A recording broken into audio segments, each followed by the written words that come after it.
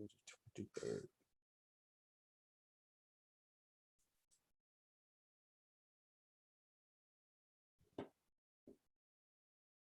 Okay, so we're live and mute my volume. All right.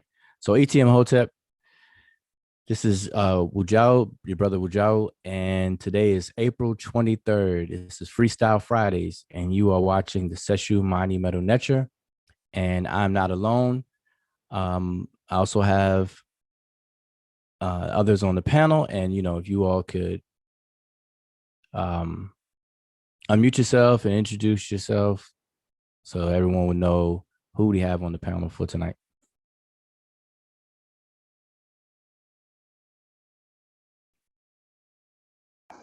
ETM Hotep family, this is Chris.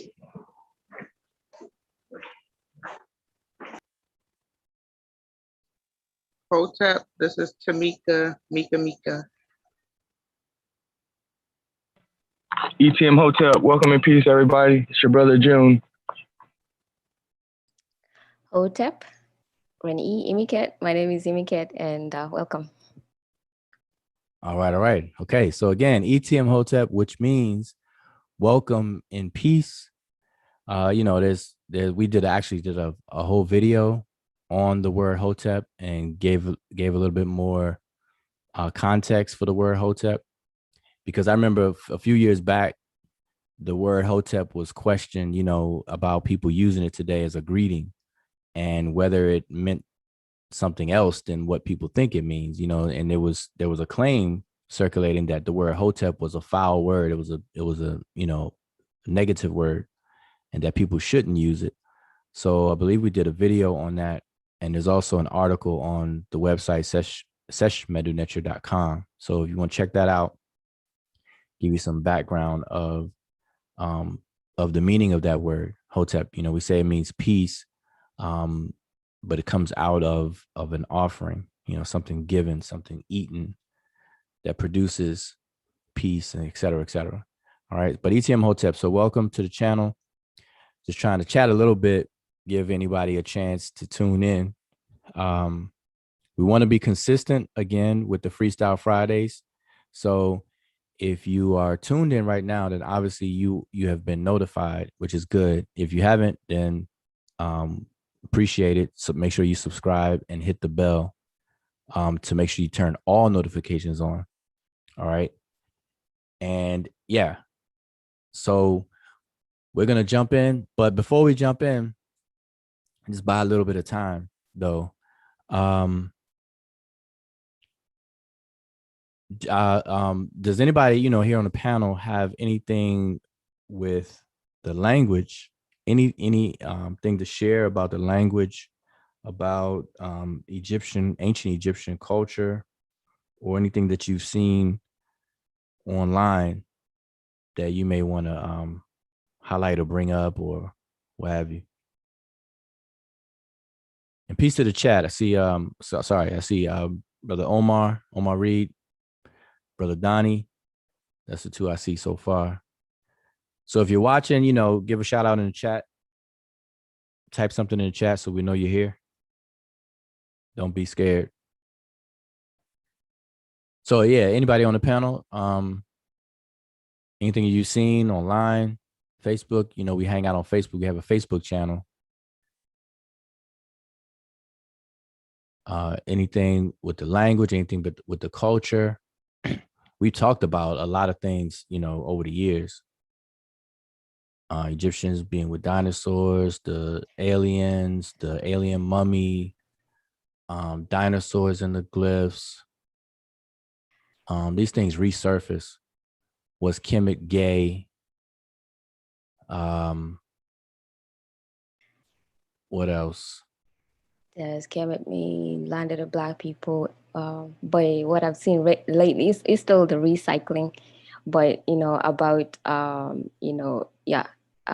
Black people in Egypt and things of that nature. There's a mixture of different claims. One about African Americans, some people claiming in the conscious community that they are Egyptians, and then the other one that is kind of tied to that is that about Black people what, were Egyptians black.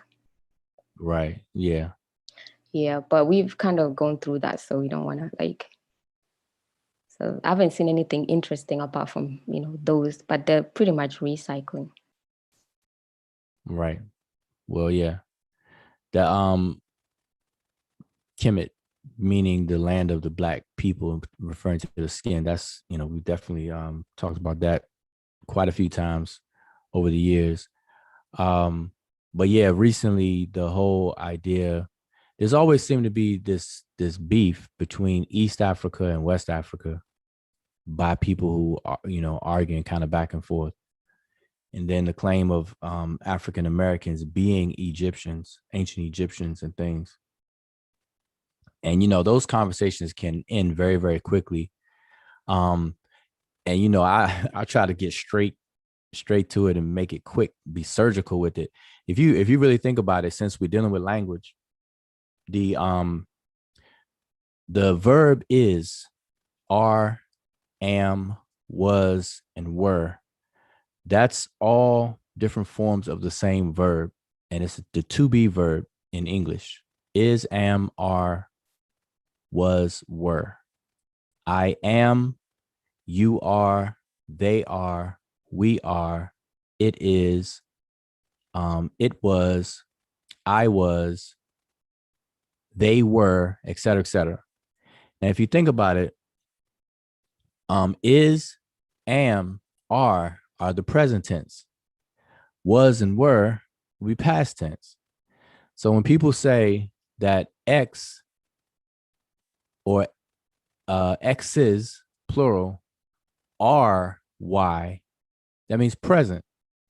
So if African Americans are ancient Egyptians, that doesn't even make sense. Like, you don't even have to argue or go beyond anything. You don't have to open up you don't even crack open. You don't even have to turn on your computer to just toss that out the window.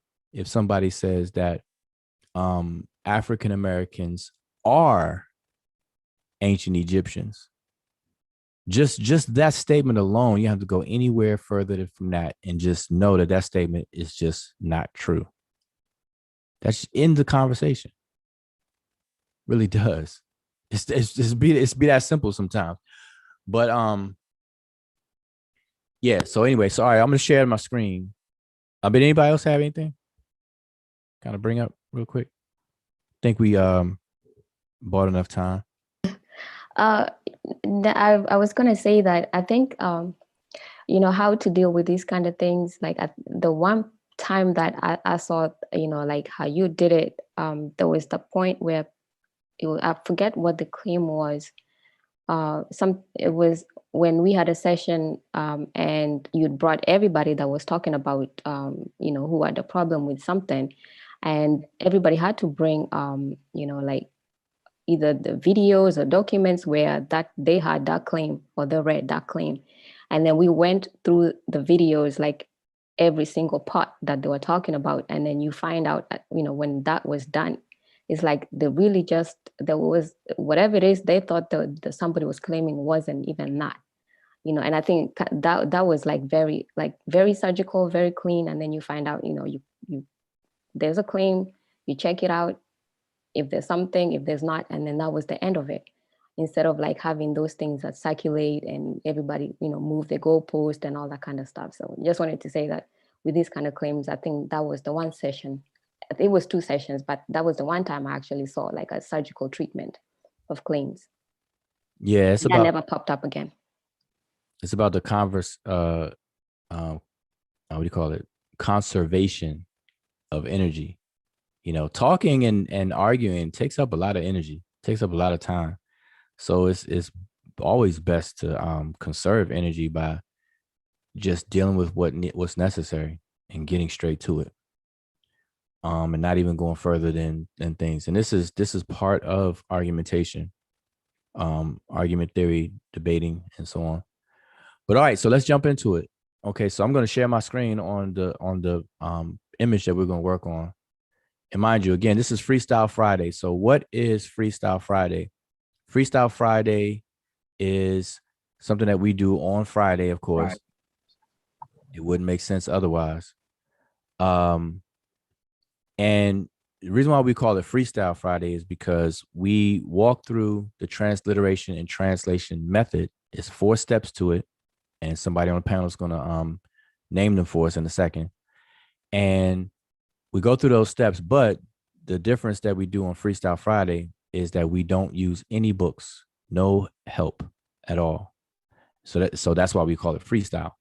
And so this is a fun exercise where we see how much we have committed to memory and how proficient we are in terms of practicing and recognizing the glyphs, words, and then being able to translate all without any help of the books. All right. And so in order to do that in a timely fashion, we have to only use images that have a short text, or we crop the image, because I could sit here for 5 hours and go through, a whole big long stele with like 50 rows with thousands of glyphs and things like that. We're not going to do that. So, so there's a bite size inscriptions and pieces of text. All right. So this is what we deal with. So while I'm pulling up the picture, somebody on the panel can name the 4 steps that are involved, the transliteration and translation steps.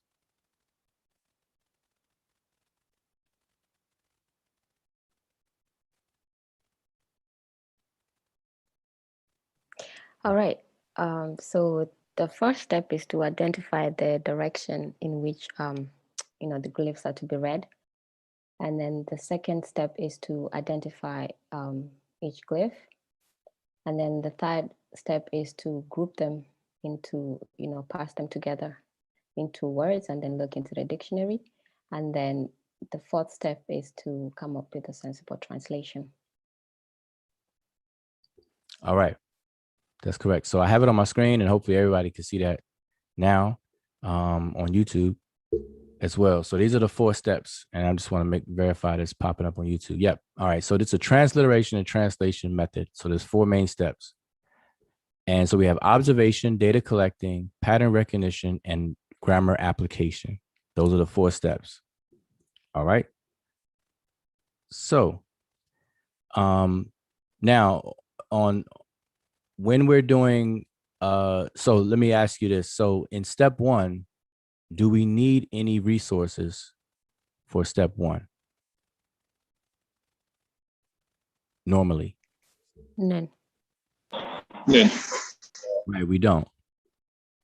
We don't need any resources for step 1. Step 2, do we need any resources? No, normally, right. Yeah. And what would that be? The glyph list. Right. Okay. So normally in step 2, you would need the aid of a glyph list, because to be able to look up any glyphs that you don't recognize, all right, or haven't committed to. All right, that would be step 2.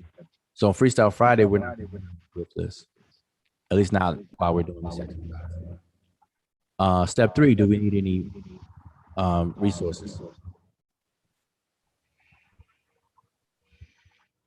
for step 3? 2, we need the dictionary. Okay, right. A dictionary or multiple dictionaries for step 3. So we're not going to use that. And then step 4, do we need any resources?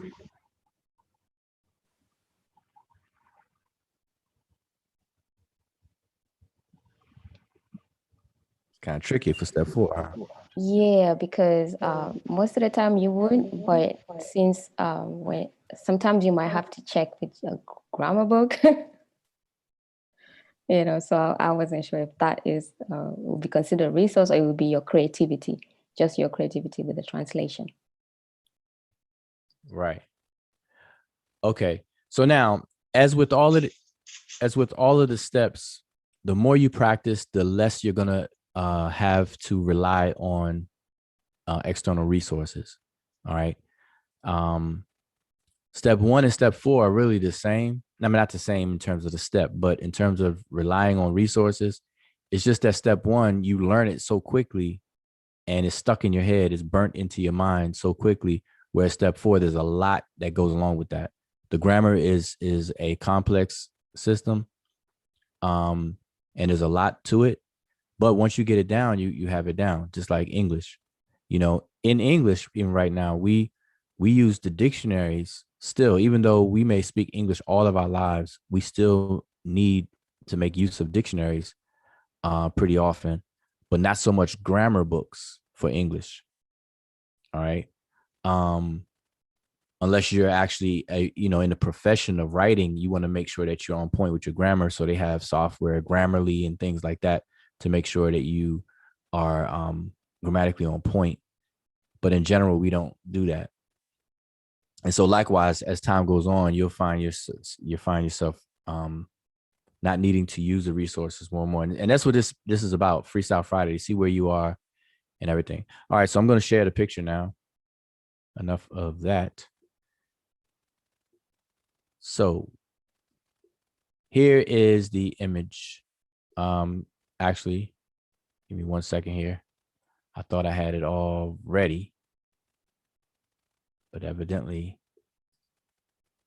I didn't. Pardon me 1 second here.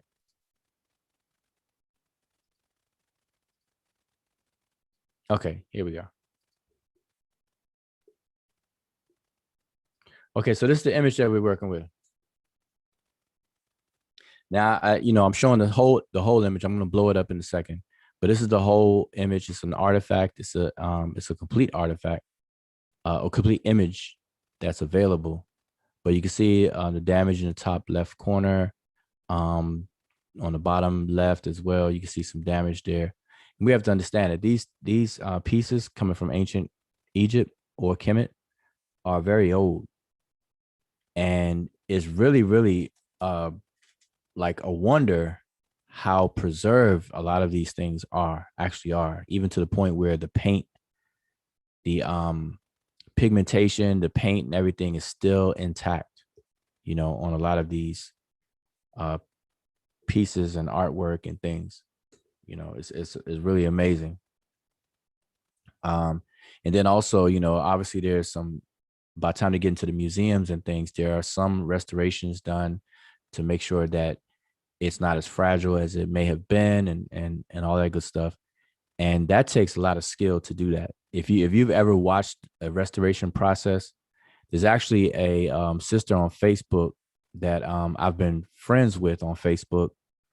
She's worked in museums before, or now, even now, as a curator, understudy or what have you, and she's actually getting a degree in doing that. I forget what the formal name of that position or degree it is in, but it's interesting to do that. It's not something where you should come off the street and then say, hey, I'll look out for these artifacts for you. Go ahead and go on vacation. I got you. It's not that type of thing. It's very, very detailed and things that you have to do and be aware of and know and all kinds of things. All right. So anyway, so this is the artifact. So I'm going to blow it up very, very big. All right. So there you have it. It is on the screen. So everybody can see that. And I will have to move it up and down, but I wanted to get it as big as I possibly could. This is the beginning of the text. See, I can move it up and down. But here's the beginning of the text. Can everyone see that? Super. Okay, how are we looking on the tube? All right, good. Yep. All right. So let's jump in. So step one, what is step one? Let's repeat step one. What's step one? So Mika, I'm gonna start calling names. Mika, what's step one? First thing that we do? The direction of the glyph. Right. Okay, so now there's two things that the way that it's explained, better explained, is that it's 2 by 2. And so You mentioned the direction, but what's the other two? Do you remember? Oh, the columns or row. Exactly. So that's the orientation. So we have two directions and then two orientations. So the glyphs are going to be either read right to left or left to right, and they'll be arranged or orientated in either columns or rows. All right. So that's that. All right. So now let's make that determination for this one. So since you still have your mic open, so Mika, what would be the answer solution to number one, step one? It's going right to left, and it's in column. The columns are straight. Hmm? It's going right to left, and it's trying to figure columns. Is that columns? Oh, What is only as no, only rows. That's rows. two No, possibilities. because I get confused with the direction. I mean columns and rows. Okay. That's only two options. So I can't. You have to commit to a. Okay. To an answer. Yeah, columns go straight, rows go down. So column. Okay, you actually have that the Other way around. yes. Okay, is it rows? All Okay, right. it's going right to left, rows. I always get the columns and rows confused. Okay, let me ask you something. A side note, because Mhm. I know a few people that get that confused. Now, to me, I don't know how anybody can confuse it. Only because in my head, it's just so there in my head. So I don't confuse that. But I do know people that do. But let me ask you this: Do you confuse horizontal and vertical? Yeah, Okay, all right. and some letters too. Like the B. When I was younger, there used to be some letters too. But I'm older now, so Okay. No, I asked you that because I know a few people who will confuse columns and rows, but they'll be on point for when they have to choose between vertical and horizontal. And so that's just okay, but that's so the answer again is okay, so say it again. right to left and row. Okay, that's correct. Now, but that's you're correct, but we have to make sure we say that they're read from right to left because the glyphs are actually facing to the right, and we read into them. So when we say it, we have to make sure we don't confuse anybody and say that the glyphs are facing to the right, which means that we're going to read it from the right to the left. All right. So we read from right to left, not that they are right to left. Okay. So we have to make sure we make sure that's clear. But that's correct. All right. So they're in rows. All right. So now step two. So, like I said, I always say that for time's sake, let's identify some of these glyphs. We can use the first row here at the top. Get my cursor back on here and get my trusty arrow. And I think that blue may be hard to see. Let's see. Okay, we'll do that. All right. So let me go the direction we're supposed to go. All right, so let's identify some of these glyphs. Now, again, at this point, anybody making attempts to transliterate and translate, by at this point, you should already have all of the monoliterals memorized and under your belt already. Okay. And what that does, it helps not only for you to know the monoliterals themselves, but at the same time, it lets you know what's not a monoliteral.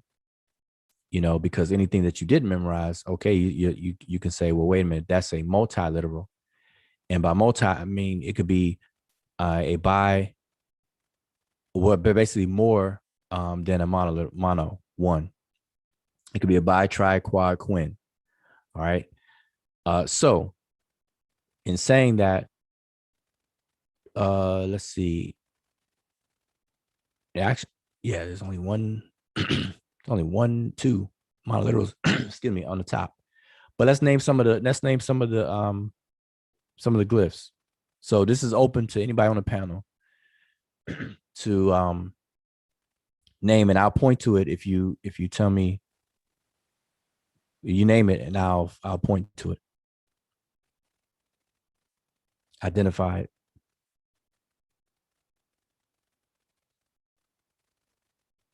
Or you all want to do it the other way. Let me point, then you all point. All right, we'll do that. I'll pretend that you all answered me. Okay, so this glyph here. Anybody on the panel, let's identify that.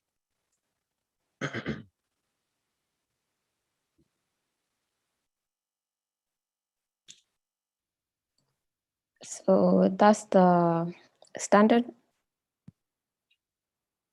and it's a triliteral Netcher and uppercase T R. Okay, nice. Correct. All right. How about this one here?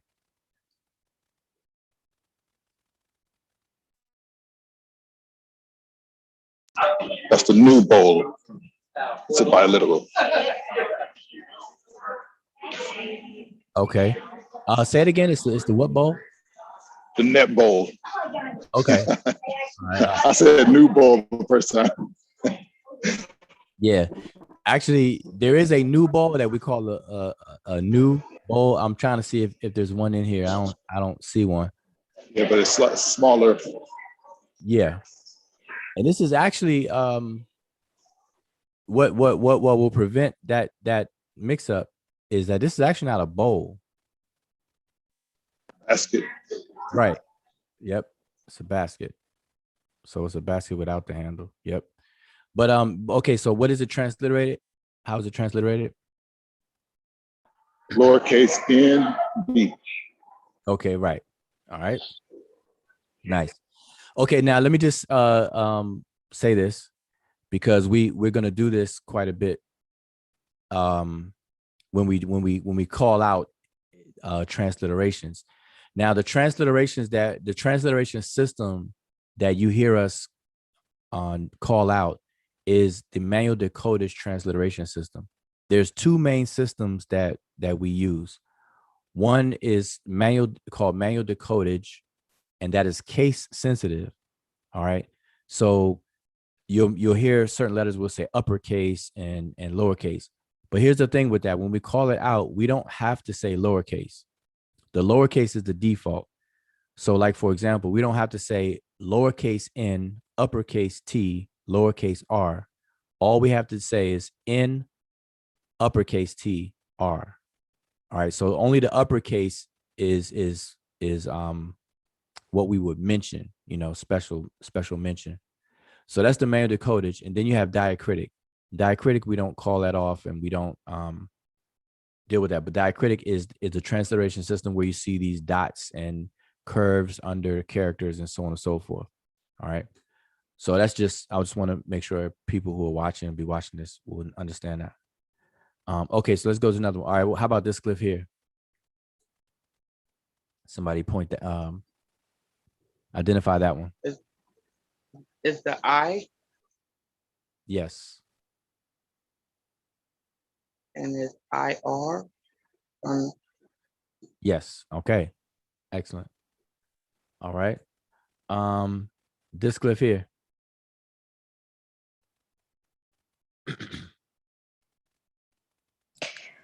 That's the jet pillar. Okay. And it's a biliteral, uppercase D and then D. Okay, uppercase D. Jet. All right. Okay. Let's do this one right here.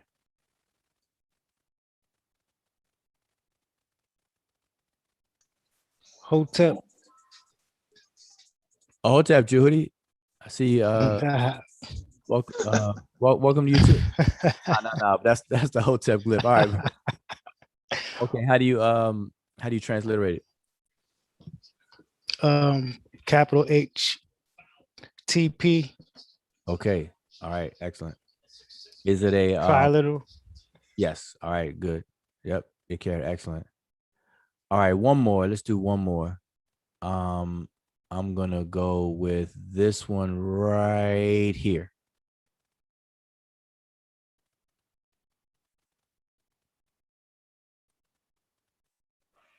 That's the Niut or Niwet. It's okay, there we go. I can see it now. Yeah, it's the Niut or Niwet, Okay. and it's a quadriliteral. Okay. All right. What is Okay. that? Yeah. I thought that meant black people. Or You know what? people. I was thinking the same thing. It means people. Yeah, so people, then you put Kemet before it, and then it's black people. Oh, okay. All right. You all are getting fancy on that. Okay. Would y'all? I had a question. Yeah. Okay. Go ahead. For clarification, can we go back to the I glyph? Yes. Let me. I'll get my cursor back. Okay. The I glyph. This one. Yeah. Yeah. Just for clarification, could we talk briefly about it being either I guess like acting like the verb IRI versus IR? Yeah. Okay. So the glyph itself is a biliteral though, and it it's transliterated as IR. But depending on where and how it's used, it may represent the word iri, which is the verb to do or to make, an ear. All right. So it could. So it depends on how it's used. And then there's another instance of the mouth, the open mouth, that can also represent the word iri, but all you will see is a mouth. But the mouth by itself is transliterated as R, but it could be used logographically to represent the word iri as well. Like the word, and for example, the word iri pot that we used Wednesday, iri pot. All we saw was a mouth, the stool, and then the arm, and the bread loaf was omitted, but it was iri pot. So yeah, but that's a little bit more. Yeah, that's a good question, but that gets a little bit more involved. You have to understand that in the language, the same thing. You know, there like today we call them abbreviations, and so like when we want to write the word doctor, we will write Dr. period, or Mr. We put Mr. period, Mrs. Mrs. or Ms. period, and so on. So we would have abbreviations, and then we have alongside abbreviations in English, we have what do you call them? Like didn't instead of did not. I can't believe I forgot what that's called. Contractions? No. What do you call those again? Instead of it is, it's. Yeah, I thought it was a contraction. Okay, so That's what I thought it was. Yeah, I don't know why that doesn't sound like that was right. But so yeah, so we have two of those things functioning in English. We have abbreviations, we have contractions and things, didn't, isn't, and things like that. So likewise, you know, in this writing system, there were abbreviated ways of spelling things. And now what motivated the abbreviation is not always clear, but one motivating factor is space and aesthetics. All right, because once these glyphs were drawn, first they draw them, then they carve them, and once they're drawn, they have to space them out, and they usually use a grid system. And we can find unfinished tombs where the artwork was not finished, and you can see the grid system still intact. It's almost like today when what do you call it? Masons will pop a chalk line, or if you are a drywall hanger and you have to pop a chalk line on drywall, or cement or whatever the case is, you have to pop the chalk line to guide, where you make your cuts and things like that. Well, they used the grid system and did something very similar. And so they had to try to conserve space. And that worked very, very, very well up until any last minute changes after they've already started. And so sometimes you'll see abbreviations when they had to squeeze names in, because some of these things were carved in a general way. And then the final touches would be to insert people's names and titles and things like that. So you'll see a lot of that crunched up. And we actually probably going to see that in this here. And when they had to do vignettes, had to, do scenes. Okay, so those are those a couple of things that motivated that or inspired that. That. All right, so I think that's enough on step two. But we can go through. We see repeats now. Let me go back to the full picture. So now, if you look at this, you see all the glyphs in the picture, and this is not too much, but there are scenes or things that you may work with that have a lot of glyphs on it. It may be intimidating, but it shouldn't be, because a lot of glyphs are repeated. Just like in English, if I show you an English paragraph, a page out of an English written book, it's a lot of words there, a lot of characters, but there are a lot of repeats. There's only 26 letters in the English alphabet, so you're definitely gonna have repeats. So now there's way more glyphs than English characters, but still you're gonna see a lot of repeats. So you see bread loaf, bread loaf, bread loaf, bread loaf, bread loaf up here, bread loaf right here, bread loaf, bread loaf, bread loaf. So it's bread loaf here, bread loaf here. So you're gonna see a lot of repeats. Now those are monoliterals, but even multiliterals, you'll see repeats. Like you see this one here, same as this one. This here, same as this one. The I is all over the place. So we had the I here, the I here, the I down here, the I here. So don't let the amount of glyphs intimidate. All right, so that's just a added. Okay, so that's step two. All right, so step three is to, once you identify all of the glyphs, now normally you have to identify every one of them. Then you have to, once you identify them, then you have to group them into words that they form. So let me see if I can do this. Give me a second here. I'm going to see if I can try to group this. Okay.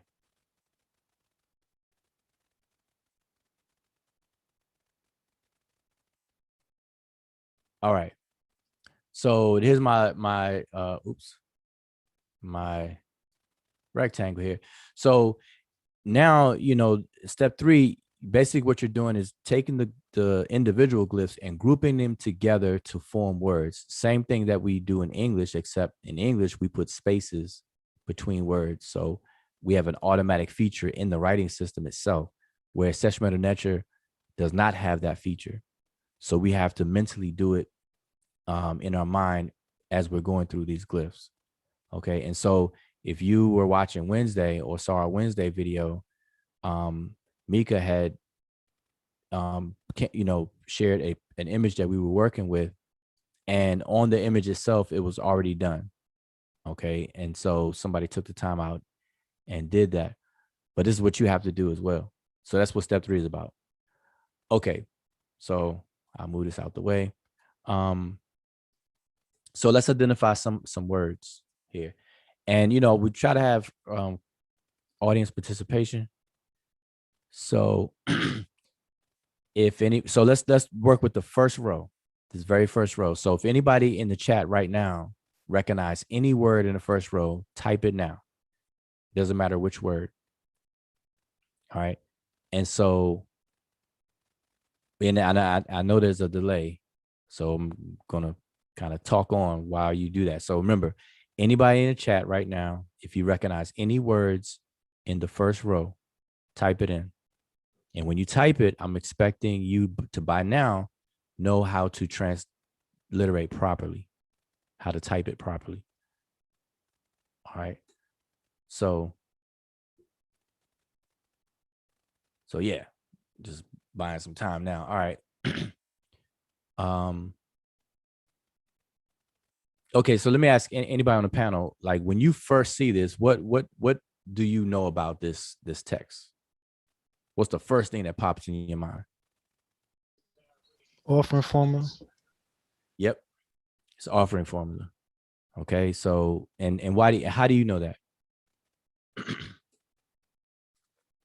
From how it starts off. Okay. Yep. Exactly. All right. And so now that's a big help. See, once you know it's an offering formula, you not only do you know it's an offering formula, but you pretty much know or should know the structure of all offering formulas, even though the specific content may differ from one text to another, but the formula is going to be pretty much the same. It's pretty much like a canon. And we'll kind of go mention that again. All right, so did anybody type anything yet? I'm not seeing anything in the chat yet. All right, where's everybody at?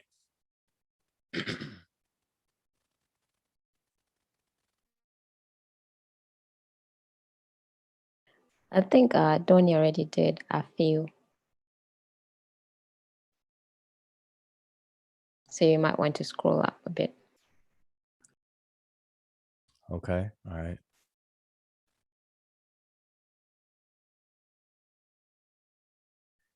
I don't see it.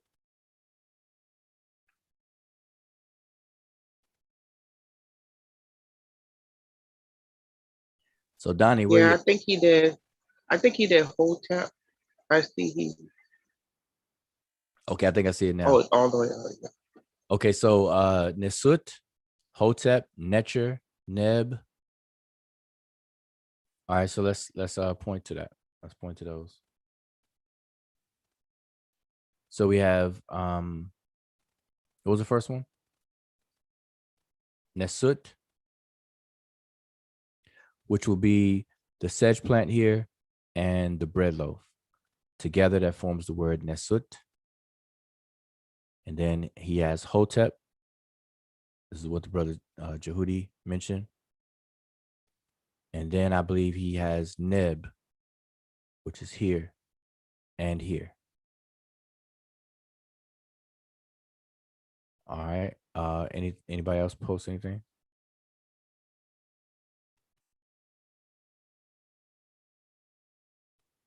No?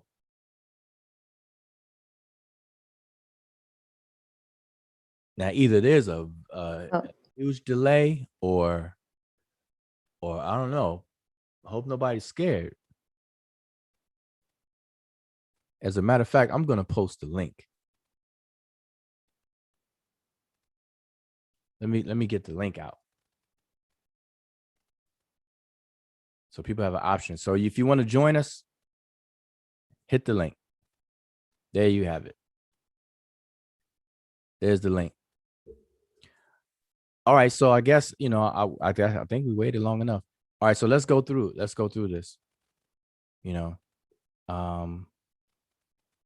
Get my cursor back over here. All right. So Jehudi, how does it start off?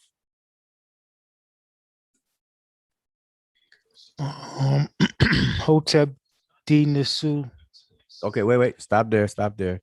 I'm confused. So you said Hotep D Nasut, but Hotep is way over here. Like, why doesn't it start off with Hotep? Honorific transportation.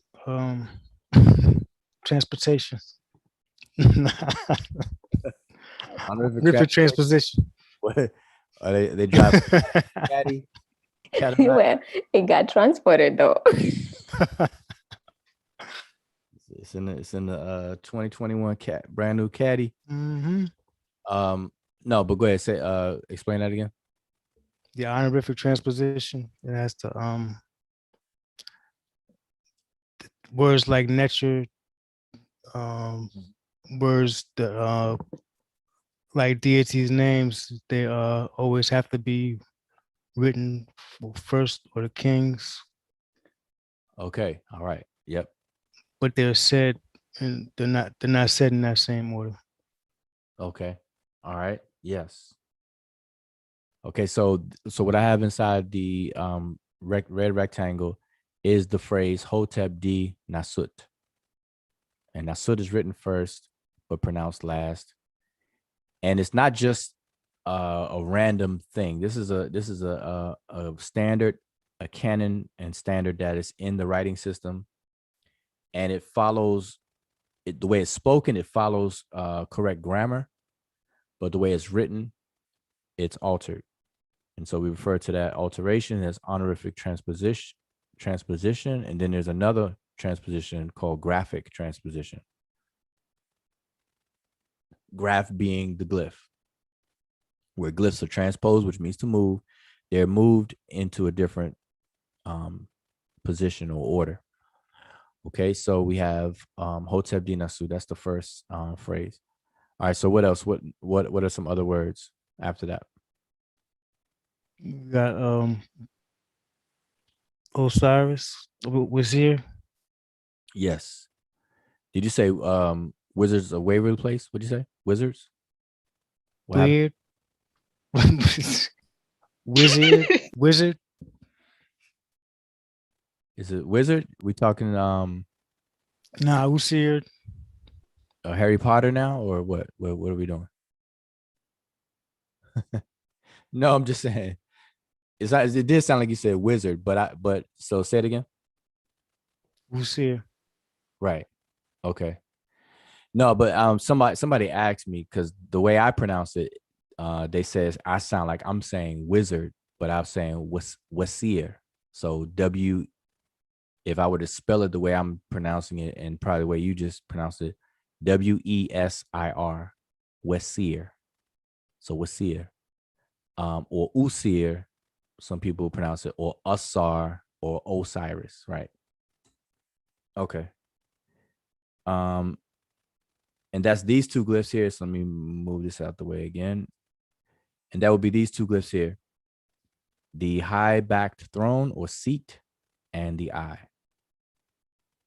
Okay. So let's keep going. What else do we have? Neb, Yep. Jedu, Okay. How many glyphs are in the word Jedu? 5. Okay, that is correct. So that's these 5 right here. That's the word Jedu. Now that last glyph, or the last 2 glyphs, what's that all about? Determinative. Telling you what the other 3 glyphs are talking about. It's also a 'Cause it could- kryptonite.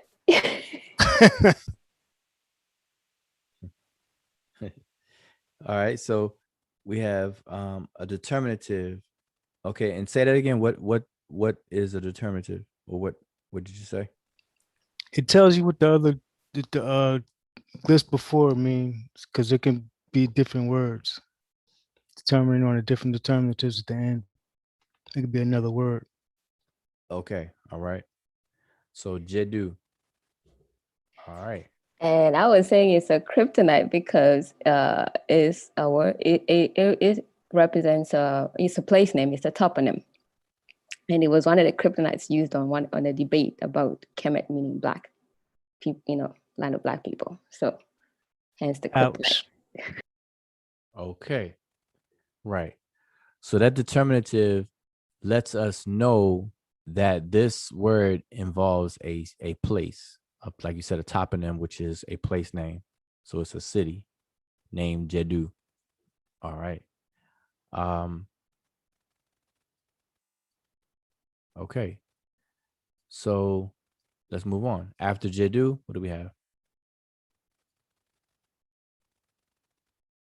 Netcher, Netcher, Okay. And what does that mean? And well, for verse, how many Netcher how many glyphs are in that phrase? 2. Okay, these two here. And what does it mean? The great deity. Okay. All right. Now let's keep going.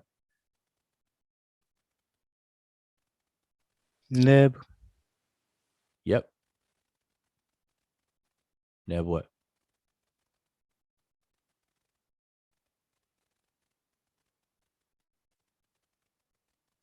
I don't see nothing.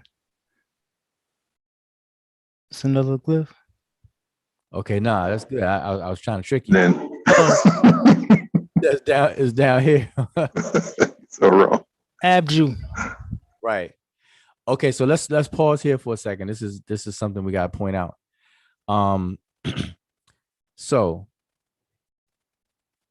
Mika, I know she's like, oh man. But Mika, so earlier you explained step 1, right? And you said that there are 2 directions, either left to right, right to left, and then orientation is either columns or rows. So here's the question. When the glyphs are written either in rows or in columns, when you get to the end of a row or the end of a column, does that automatically mean that you're also at the end of a word or the end of a sentence? No. Okay, it can. Excellent. All right. Perfect.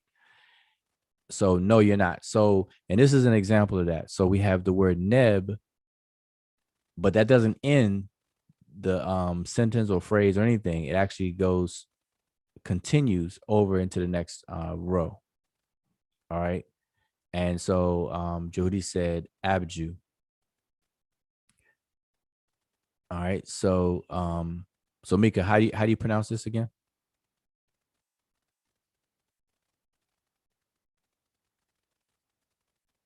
Where I have the rectangle?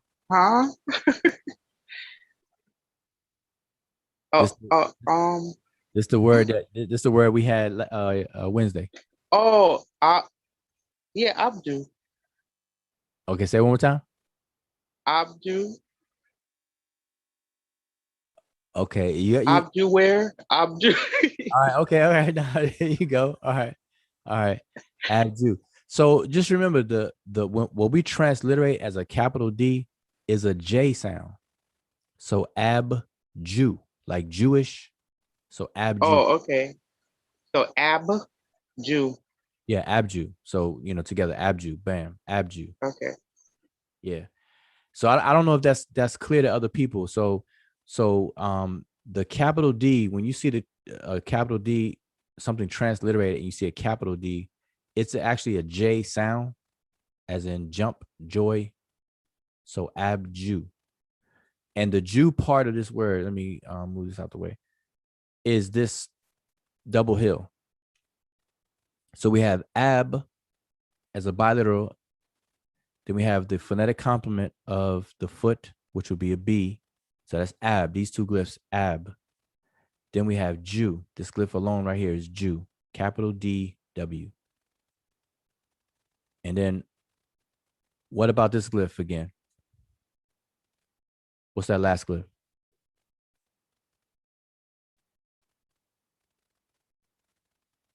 This goes for anybody. Determinative newt. Right. And determinatives help determine the meaning. So what is this determinative trying to tell us? It's a place name. Okay, exactly. It's another toponym. Yep. So another place. Okay. So we have 2 places here so far. All right, let's keep going. Let me just check on the chat. I'm not really monitoring the chat while I'm, busy moving the arrows and things. So I think I see Donnie has Netcher Neb, so that's correct. And again, let me post the link again. So listen, if you want to come in and get on the mic, by all means, don't be afraid. I see Hush Your Mouth, son Antoine is in the building. Sin Any Heret Kalfani is in the building, aka Sean P, aka T.I.'s cousin, aka Troublemaker. she said troublemaker. Now I'm not gonna put that on him.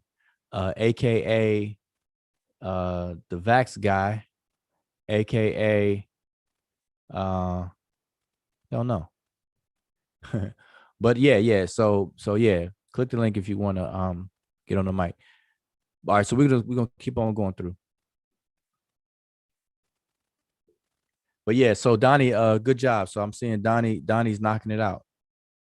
All right, because I always want to make sure I acknowledge anyone who is participating and getting it correct. And if you're, make sure you're following along. Okay. So back to the glyphs. All right, so let's continue. So who has the next word? Now, mind you, we are combining step 3 and step 4. So we're identifying the word, we're giving the transliteration for, the number of glyphs in the word, and then we're given, a rough meaning of these. All right, so let's continue.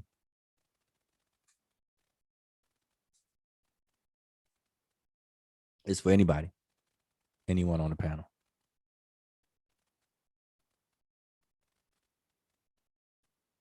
DF. Okay, DF. All right. Is that 2 words or 1 word? Is one word. Is yeah, there's a suffix pronoun on it, so we would say it's one word. Okay, suffix pronoun. Uh-oh, see, you mentioned something, now you have to explain it. So what is a suffix pronoun? It shows possession and gives a PGN as well. It was what? PGN, what is this? Is this movie ratings now? Rated R, rated PG, rated PGN as in it would show person, gender, and number. Oh, PGN stands for person, gender, and number. Okay, gotcha. Correct. So yeah, so we have DF, which means D would normally, the root word would be give, but in this case the F is a pronoun. It will be third person masculine singular, so it'll be he gives. Okay, excellent. All right, excellent.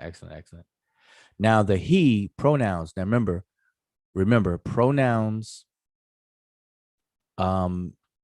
We're taught that pronouns take the place of a noun, but actually we should expand that definition and say that pronouns take the place of nouns or noun phrases. But above that, pronouns always need an antecedent or something that they refer to previously, which is known as an antecedent.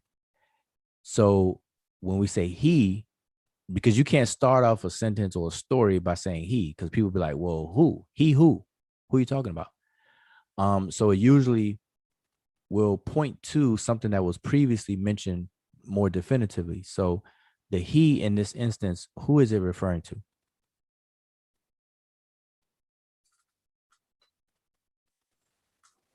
Not in the very beginning, the Hotep D Nasut, the Nasut.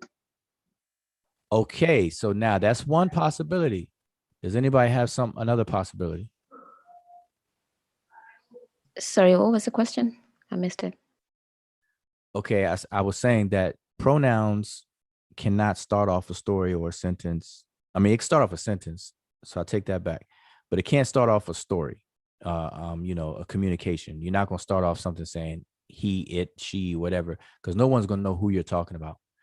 And so in this instance, this pronoun, it is referring to or pointing to someone. So I'm asking, who is that? Wasir. Okay, that's the other option. So we have 2 options. So Chris says it's pointing to the king, Nasut, right here. And then who was that? Jehudi? Jehudi said it's pointing to Wasir. So who is correct? I would go with Wasir. Okay, Who's so here? Yeah, but in that first sentence, though, the first one on top, Wasir is the object, an offering that the king gives Wusir. Yeah, the only reason why I would go with Rasir is because of being familiar with the offering formula, where sometimes when they mention more than one deity, where they have two deities, then in this portion there, it will be descent, where it would reflect to the number, the plurality of it. Okay, excellent. I'm glad that, and that's why I asked that question, because I was hoping that somebody said that, what you said. Okay, so great. So what that shows, it shows the importance and the reward of practicing on several different texts, so that you'll become familiar more culturally. Like you'll start to be familiar with this beyond the exact thing that you're looking at. So knowing other offering formulas and the structure of offering formulas, we know that this first DF is referring to Wasir and not the king. The king already has a D, a verb given, assigned to him, which is the D, Hotep Dinasut, an offering in which the king gives D. And then it says Wasir Neb Jedu, Netcher A Neb Abju, DF, that he may give. That he is Wasir, not the king anymore. Okay. And like Emiket said, in longer offering formulas, you will see the deity Wasir and you'll see the deity Enpu or Anubis, as some people call him. And then this will change, instead of DF, it'll be Dsen, that they may give. And we know the king is not a they. So that's how we can reason that out and figure all that good stuff out. All right. So that's why I asked the question. So this F is referring to Wasir.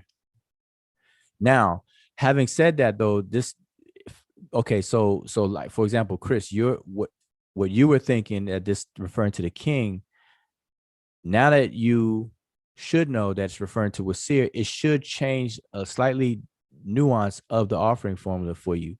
So what happens is the king, see what this tells us overall, right, is that the offering formula is a formula that is expressing the fact that the king is supposed to run the country, the kingdom, in such a way that the offering tables of the deities is so plentiful that the deities themselves are willing to share the offerings with the benefactor, which will be the deceased person. So the king doesn't give the offerings directly to the dead person, the deceased. The king gives it to the deities, and the deities are the ones that gives it to the deceased person. Okay, so remember that. Remember, the king is the liaison between the two. So he's gonna run the country, and on his shoulders, his responsibility, he's gonna give the offerings to the deities, and the deities gonna be like, okay, all right, so it's plentiful, so we can share it with the deceased. All right, so just keep that in mind. That's how it goes.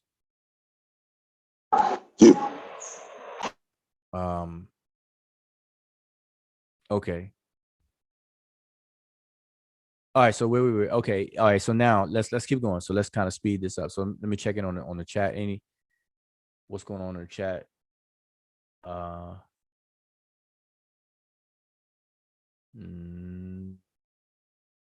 It said my cover is blown now.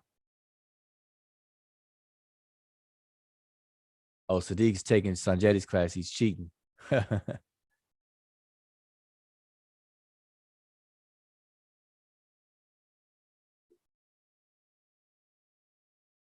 All right, so let's keep it going.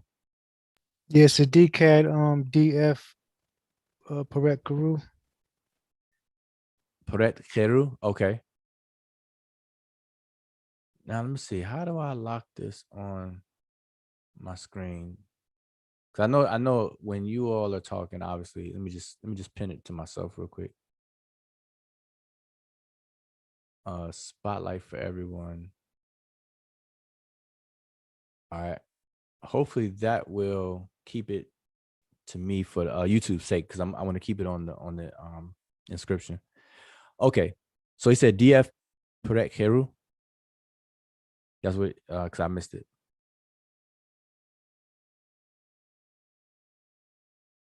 To you. Yes, the DK said that in the chat. Okay. All right. So that's excellent. That's correct. Okay. DF Puret Heru. But what does that mean? So I know there's a delay, so it's kind of hard. That's why I gave the link out. So listen, if any of you all want to, I'm gonna post the link again. If any of you all want to get on the panel and speak on the mic in real time, so we don't have to have the delay. Otherwise, let's keep it going. So Puret Heru, what does that mean? Voice offering. Okay, Puret Heru, exactly. All right, so what else? Let's run this whole line. This line right here should be easy. Everybody on the panel should know this entire line. T hen cat, ribeye, chicken, lobster. Yep. Okay, but you said T hen cat. What those two words mean? Bread and beer. Right. Okay. And okay, so let's keep going. Okay. And iPad. Yep.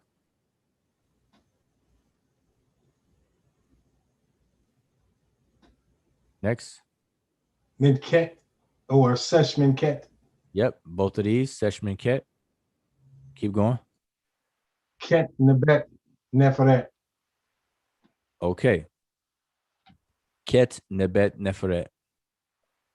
All right. Now, for the sake of space, the scribe omitted the bread loaf for nebet and neferet. Right. Just so everyone will be aware of it. Ket, nebet, neferet. All right, let's keep it going. Well, first let's stop here. What's the next word? Wabet. Okay, wabet.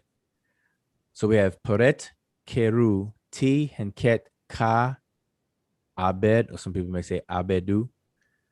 Seshmin ket, nebet, neferet, wabet. All right, so what does all of that mean? He already explained Paret Tihin Ket. The Ka is for ox, and fowl is for aped or apedu. That would be fowl. Sesh is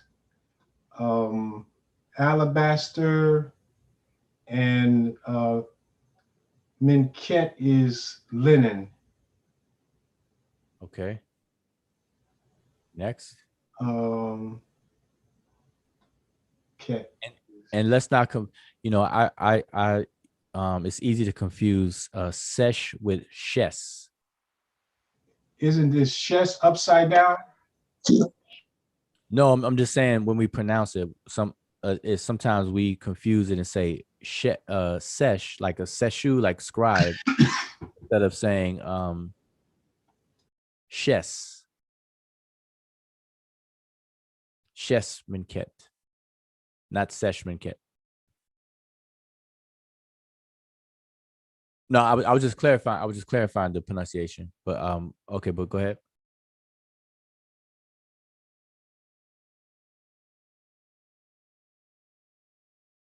Did we lose son David?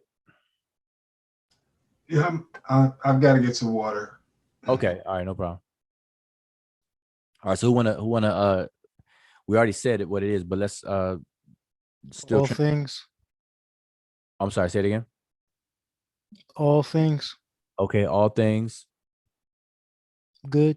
Yep. And what? And pure. Okay, exactly. Okay, so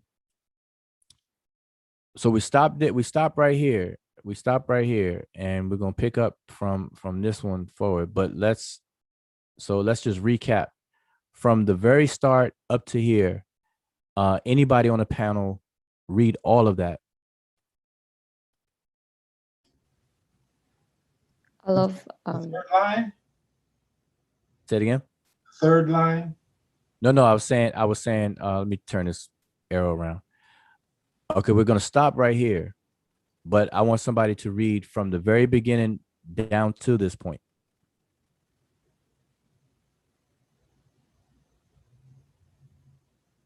Hotep Tinesu, Weser, Neb Jedu, Netcher A, Neb Abju, DF, Peret Keru, T Henket, Ka Apet, Shes Menket, Ket Nebet, Neferet, Wabet.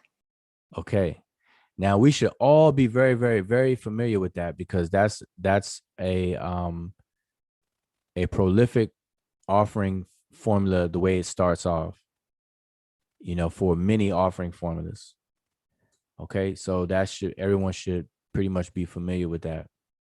But now let's continue with this here. So who wants to pick up?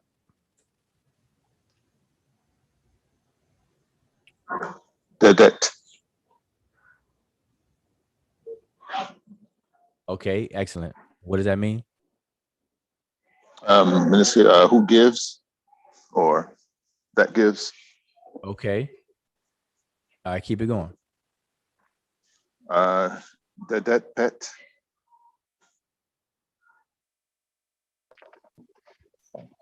Kwamata. Wait. Where my arrows? Say this one again. Pet. Okay. Dedet pet. Uh-huh. And then there should be I think should be a Kwama there. That space where your arrow's at. Uh-huh. Yeah. I think it should be a Kwama there. Okay, meaning what? To create. I think it means create, Kwama. Yeah, I think it means create. Okay.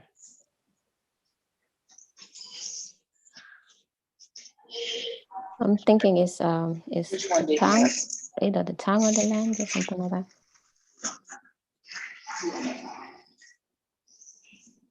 Okay.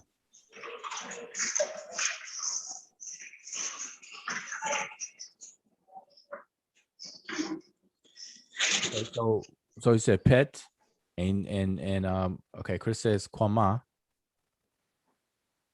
or kama, which means create or something similar.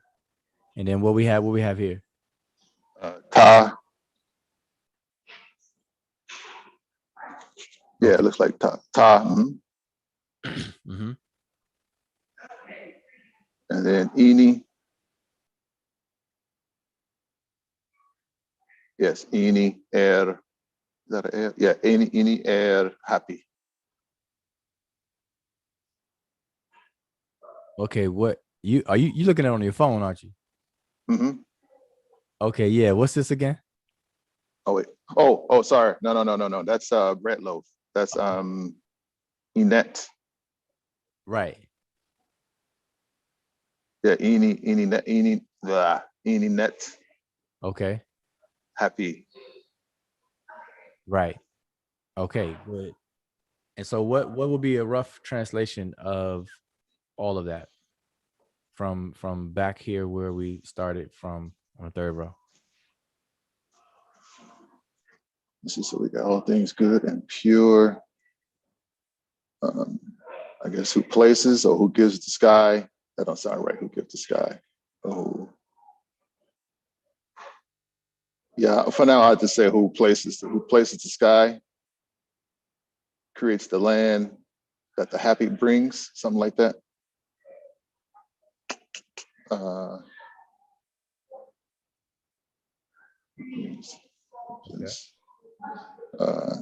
What's happy, just for cultural reference? The Nile, the Nile River. Okay, the Nile River is happy. All right, so we don't mean happy as in the emotion happy.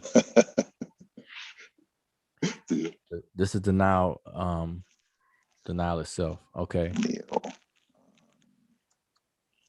Okay, so all right. Let's keep it going. I'm gonna scoot this up a bit. Ankh Netcher Im. Yep. Inkani. All right. Sunday went to get something to drink and jumped in strong. We said Netcher M incognito. Yeah, he did. The whole thing. Yes, he did. What are you drinking? What you had? You had your cup of coffee or something? No, just some water. You just came out of nowhere. Netcher M incognito in Tef Boy, he about to go in. All right, so just start over one more time. Ankh Netcher Im.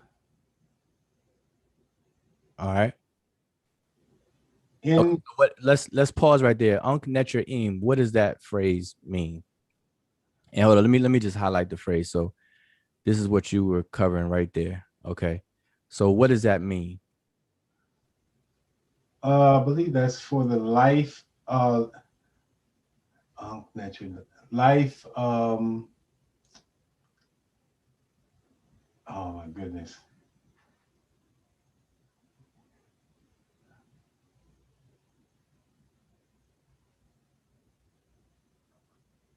I see the chat is on it. The chat is on point. Everybody's contributing in the chat. So I don't want, I see you in the chat.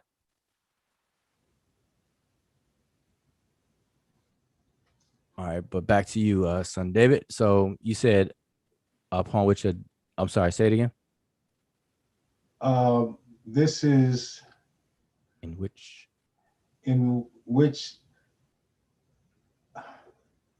the net is that what Well, okay, let me ask you this. Is this phrase in the common one that we pretty much read all the time? Yes. Okay, all right. How you was about to just say? you okay. All right, so Jehudi, step in. What does it mean? Is it to the life of the Netcher? Close. In which the Netcher lives. Yes, there you go. In which the Netcher lives. Enquête Netcher M. All right. So now let me back up a little bit. Let me pull this down a little bit. I want to point out something. So in the offering formula that we commonly use, and like I said, the offering formula has a rigid structure. There's a structure to it, but the length of the offering formula varies from person to person, from formula to formula. Okay, dealing with the person. But there's some basic elements in the offering formula of all of them. And so the one that we normally read, Hotep di Nasu Wasir Neb Jedu Netcher A Neb Ebju, DF Pure Cheruti and Ket Ka Apet Sesh Min Ket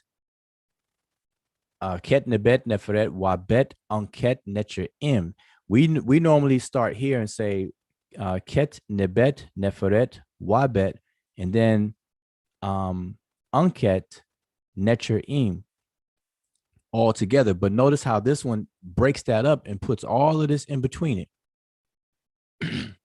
Okay, so all of this right here, if I were to highlight it, all of that is inserted or added to the one that we would normally use and open up our sessions with. Okay, so anyway, just keep that in mind that a lot of things could be added or taken away from these formulas. Okay, so back to, so we are here. Okay, so let's go here. So we're starting here. So who wants to continue that?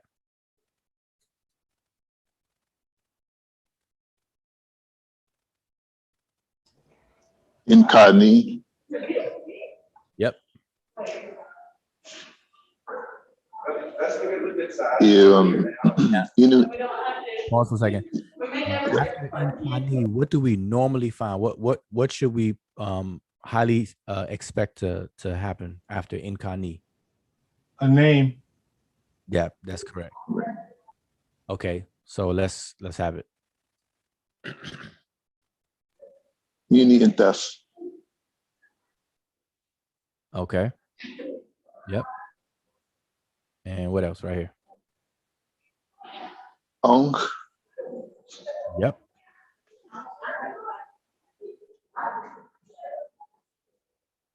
And what about this? Let me bring my rectangle back down here. What about this right here? Is that Eret? Yeah. Eret in? Yes. Iret in. Now, iret in by itself could there could be a few possibilities of what that could mean. But now here's the thing, and this is the benefit of studying offering formulas, like practicing with offering formulas and sticking with those for a while. You know, like I always recommend, I say whenever you practice something, stick to a certain type of text before trying to move on to a different type of text. So if you study all the offering formulas, you'll start to see that certain things are used pretty often. So iret ni, which is what this is, could mean a couple of things in different texts or contexts, but in this one, is going to mean something, and I want to see if you all know what that is. So iret ni, and then let's just put a pin in that iret ni right there. Okay, now let's continue forward. What's the rest?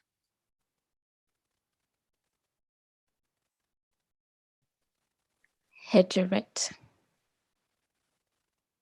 Okay. Now, are you say it again? Say it one more time.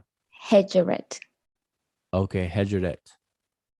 And how many glyphs does that word? That would be the 4 glyphs.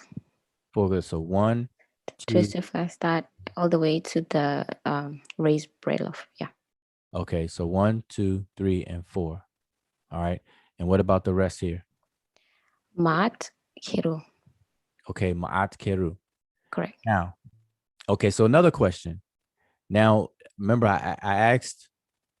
Usually, what we can expect after inkani is what? Name. the name. A name. Now, what should we expect before the phrase ma keru or ma'at keru? Name as well. Okay, exactly. Now we have to just for clarification, a name and or epithets. Okay, Yes. titles and stuff. All right. So remember that not just a name, but it may be a name and titles of whatever, Okay, so all right. So having said that, right? So we have ma'keru, ma'atkeru, so we have a name. We have inkani, we have a name. In between these two names, we have this phrase that I asked you all, I put a pin in it. So let's pick that pin back up and let's get back to this. So what does iret ni mean in this context? It would mean bath or barn. Yes, but what are more literally? Normally it would be iret would be like made or make. Yes. So yeah. So made of, and we don't speak like that in English, so we would say born of, but it actually does say made of, or created of, or created by.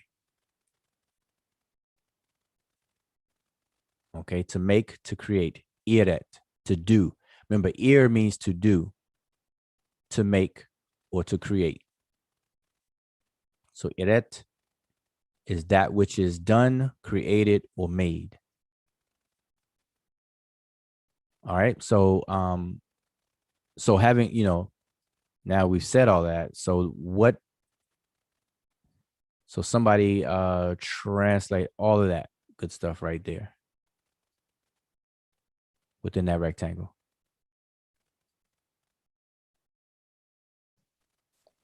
So that is for the car of Intef Ankh, born of Hejret, true or voice or justified.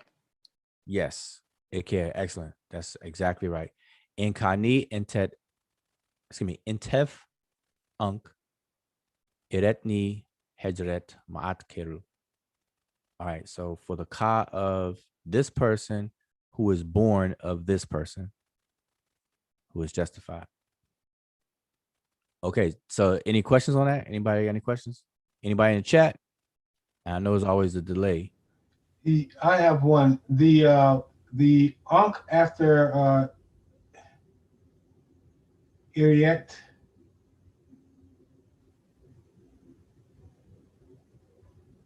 In the middle there, that Ankh, Right here. Tiu. Hmm. Tiu. Yeah. What What is that as far as the name goes? Is that included in the name? Yes. So the person's name is all of this right here. And what was the name?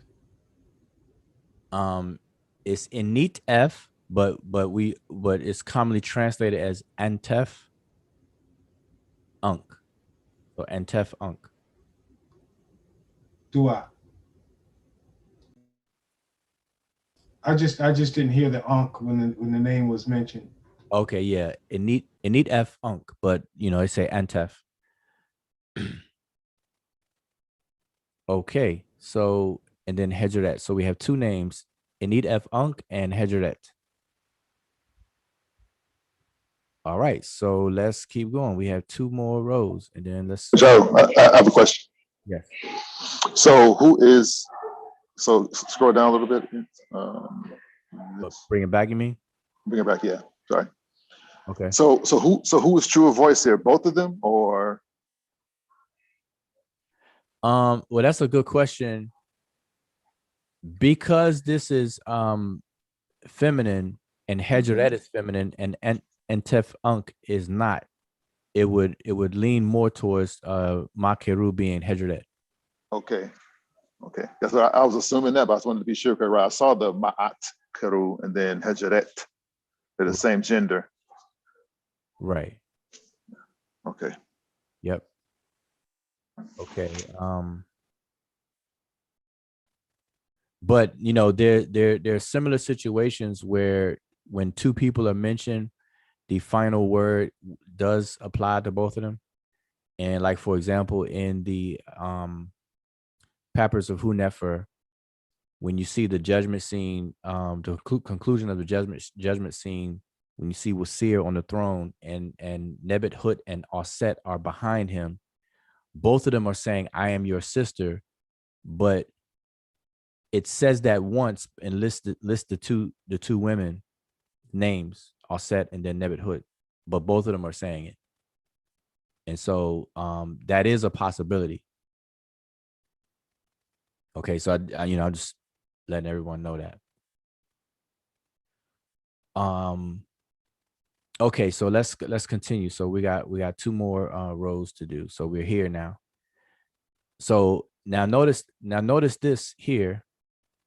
Okay, we have Eret Ni or Eret In, which is here, and then we also have it popping up. I'm sorry, we had it up here. Excuse me. So we already came in across this first already. Now we see it again. So we see this again here.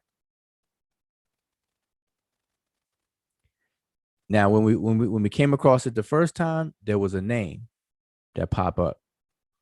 So when we come across it again, we can expect a name. Now, we see some glyphs right here, and then we see something familiar, which is the same as up here. Inkani. So between this Iretni And in Kani, we have a name.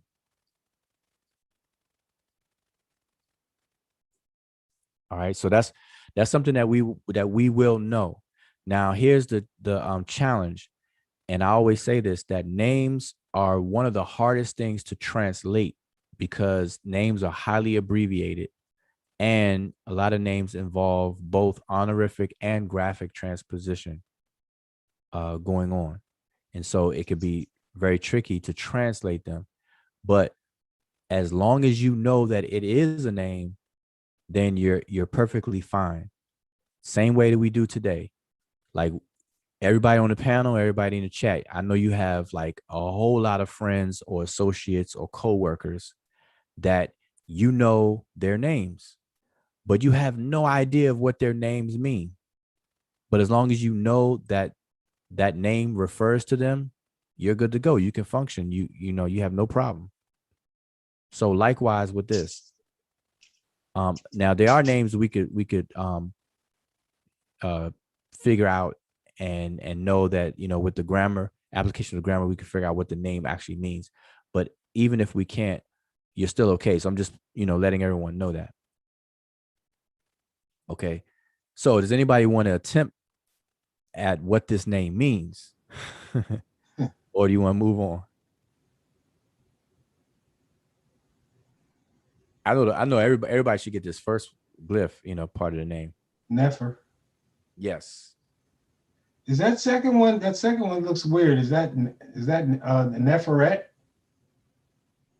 Yeah, it is a bit weird. And that's why I said everything I just said, because I didn't want to spend too much time trying to identify this glyph. See, Is that Ib? yes, this glyph looks like the first one, but is some strange things coming off the side, which the Nefer glyph doesn't have. And so that could be a problem with the artifact itself and not there originally, because you know you have some things happen, like cracks or whatever. Dent had just happened to be there, looked like little ears or something coming up. Or it could actually be a glyph. That's why I said everything I said, because we know it's a name, but we know this first part is Nefer. And whatever this is, with a T.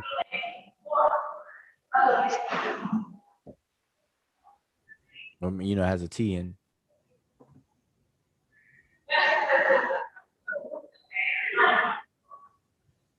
All right. So, and like I said, because it's Freestyle Friday, I don't want to spend time. Neferitra. Say it again. Said Neferitra. Neferutra. Okay, so we'll go with that for now. All right. All right, let's keep it going.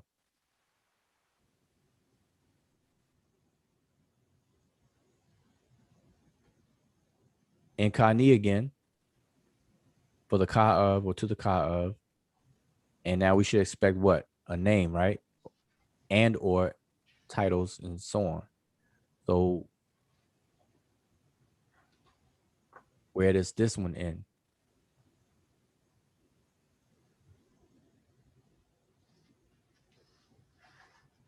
So we have the Inkani, and then we're gonna run into this again.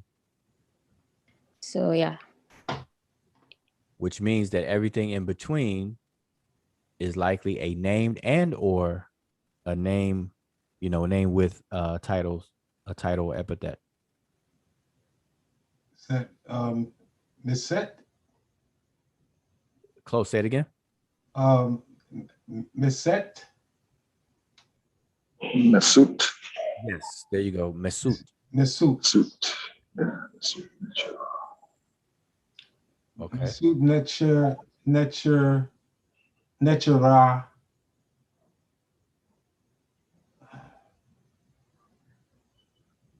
Oh man. Yeah, it looks like a tadpole, whatever that last thing is. Right. Again, it looks like the Nefer without the crossbar. Yeah. Portion. So tentatively, this could be Mesut Netcher Teknefer. Mesut Netcher Teknefer. It'd be Makaru. Or it would be Keru if it was the or.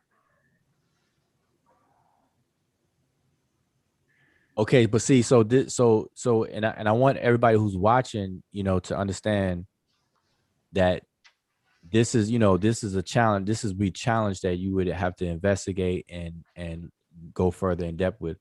But this is Freestyle Friday. We don't have any books. We're not opening any books to dig in or whatnot. But what we do know is that this is a person's name. Okay, and that's why I said what I said before. So we know for the ka of this person who is born or made of or from, and then we should expect another name. Okay, so let's get that name right here. So what would we say this name is? Nebu Dedet. There you go. That's correct. Oh, that's it. But that first one was a hedge. No, this is an actual collar. The collar for the word noob or neb. Oh, okay. Noob Dedet. Noob did, yes. Or say noob didit. Okay. All right. So, all right, and then we have the last line. I'm gonna scroll it, put this up here. And this one should be fun. Okay.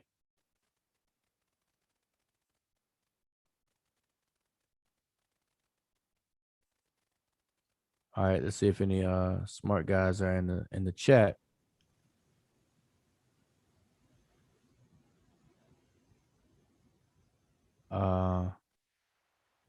Nefera, Keru, Donnie Williams. Okay, so yeah, so hopefully everybody can hear, us. We're going through this. All right, so now we at the bottom row, last row. All right, we're gonna leave the last row all to Mika. So Mika, go ahead. It's all yours. Mike is all yours. There you go. No, actually, this last row is a challenge. I'm looking at it. All right, so let's see what we can figure out on this last row. All right, first of all, what sticks out to me already is I immediately recognize every glyph in the last row. Changes directions. Except for this one. Yeah, and it changes directions. Two. This glyph right here. Does anybody know what that glyph is?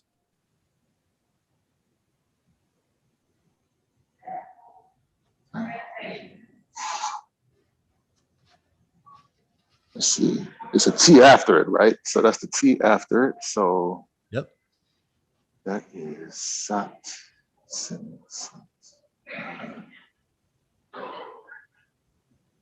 Enlarge it, Ujao. Say again? Can you enlarge it? Oh, enlarge it. This is big. That's how big it's gonna get.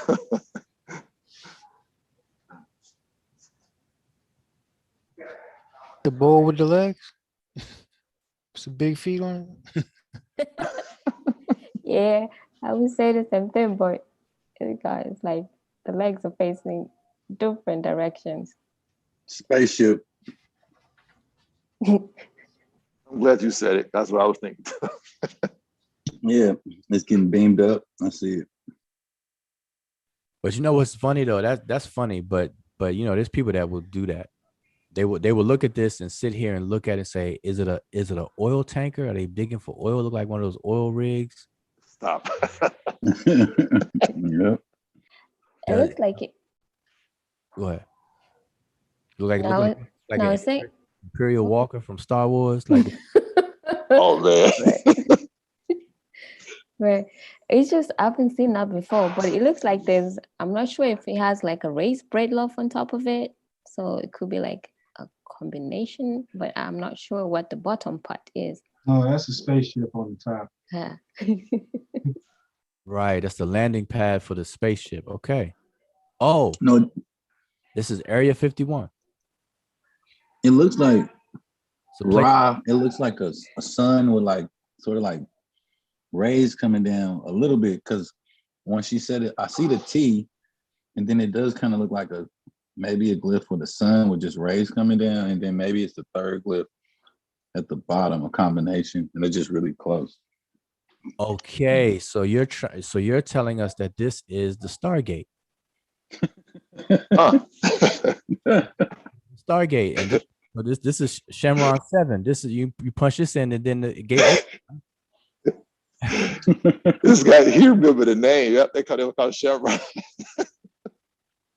Yeah, I remember. That's what I'm saying. I'm telling you. Listen. Now, for the record, I hope everybody listening. We are I'm joking. I'm not gonna speak for everybody. I'm joking because son David may think it's a spaceship for real. So no, but there are people who will actually do this. They will try to guess and run with it. So listen. So on Freestyle Fridays, we tentatively, try without the help of a book, but we will never leave it at that. So not now, but eventually we would know what this glyph is. Okay, so I just want the record to understand that. All right, but let's keep it going. So we're gonna skip this glyph. No, and I just point this out because I pretty much recognize all of the others, but this one sticks out. Okay.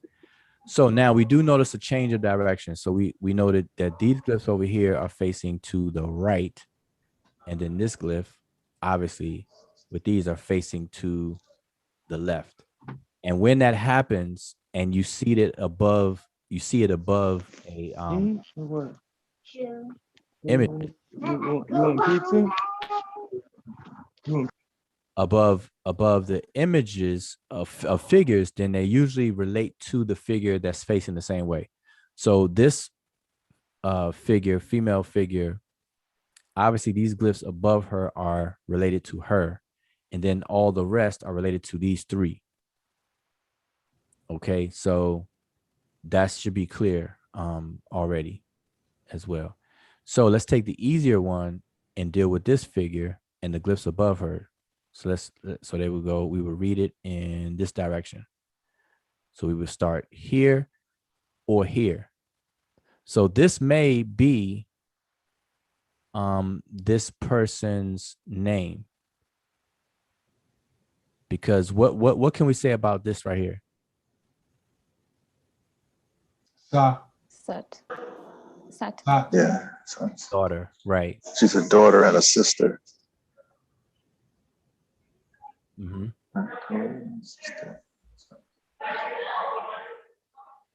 Then you have sin on the end. Sinet. That's in it, yeah, Sinet. Where's the T?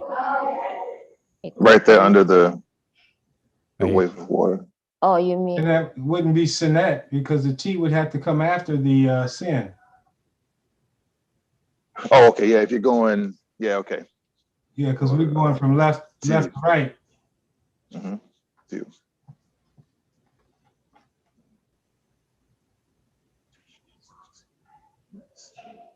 Oh, where are we again?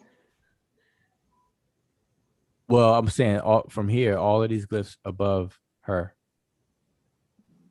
We know because this glyph, if we can't identify it, then the direction is also eludes us because it's not a directional type of glyph. So what we do know about this bird is facing to the left. So we're gonna read into it. So this is either Sat, and then which is the daughter, and then we have somebody's name. Yeah, that looks like the collar, the bow tie kind of looking glyph for Chesed. Chesetsen. So if this is Chesetsen, the daughter of Chesetsen, but this must be the name. Oh. Okay. And then if we go the other way, we start here. So who can break that down?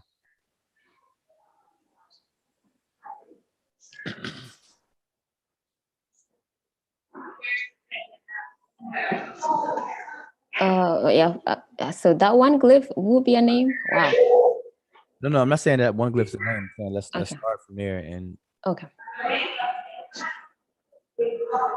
Okay, so we can take that. That would be the pestle T right? T-net, Okay, T-net.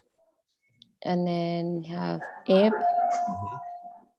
Nefer, Yep. Nefer,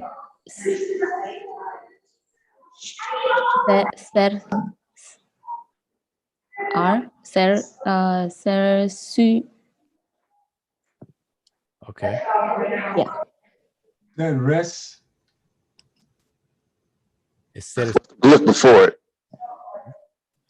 The before is a folded, look like a folded cloth. So it's a Nefer, Ser, and then SR, and then S. okay, so we identify this is a folded cloth, mouth, door bolt, two strokes. This would be ser si. let's see. And then what we ran into before, which is right above it. Get at the end, We have DD. Get at NDD. okay, there you go. Okay, so for clarification, let's start from there again, and somebody read it all the way straight through.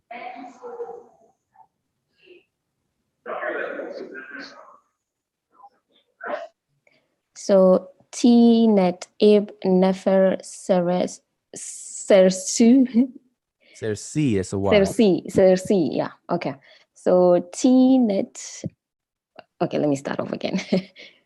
T-net, Ib, Nefer, Sersi, Iret, N, Didit, Noob, Noob did it. Noob Didit. Okay, Iret and Noob Didit. Okay.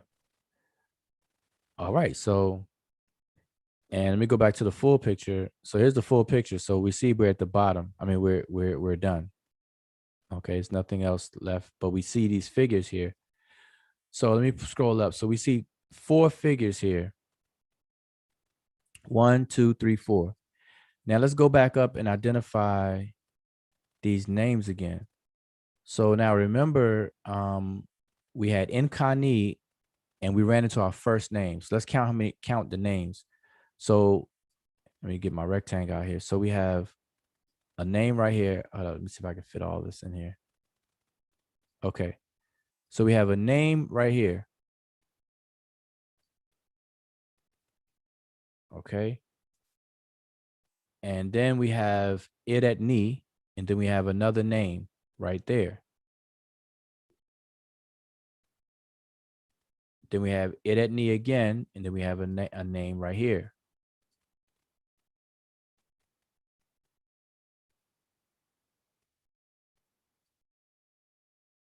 Then we have Nkani, and then we have a long name right here.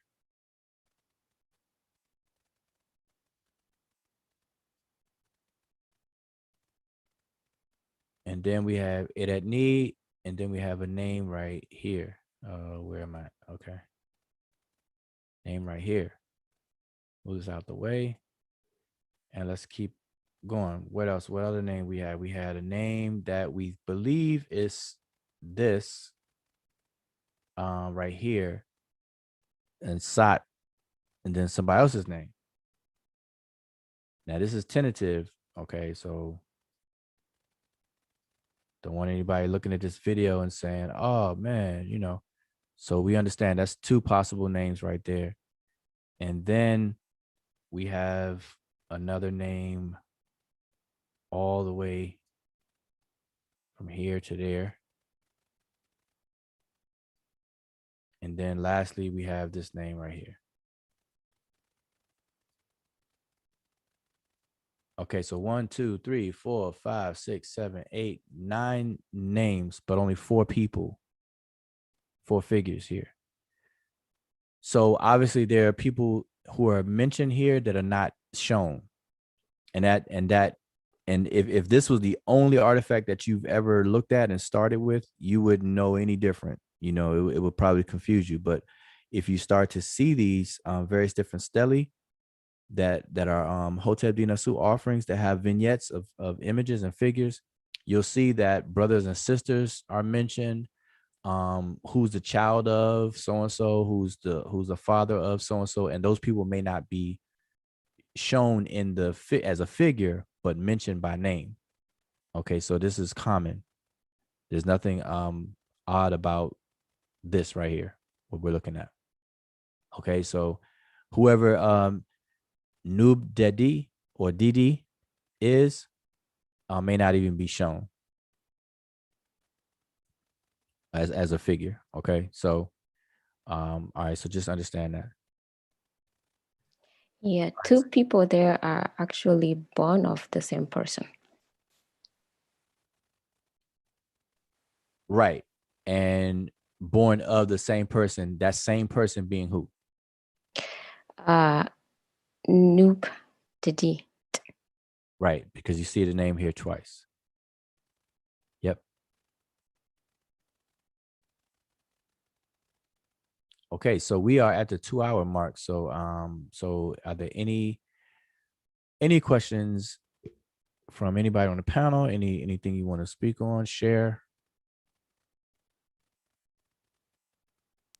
I had a question. What's that in there? Hello? Yeah, go ahead. I want to know what was that in their hand. You know what that is? Oh, in the figure's hand. Let me get my Lotus Yeah. flower. Well, we know it's a plant, and because the color and the details of it is not there, we can definitely take a very, very good and educated guess that it is the shin or lotus or water lily. People call it a lotus, but it's actually a water lily. And you can see a little bit of it here, the 3 petals here, and it's shaped like a triangle, but you can see the 3 petals here.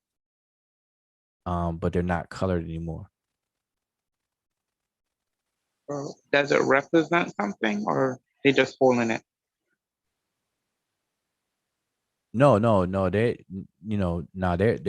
it signifies something. It definitely does. I mean, they're not just holding it and mesmerized by the flower or anything. No, there's some cultural significance to that lotus. But we're at the end of this, and we can have that conversation another time.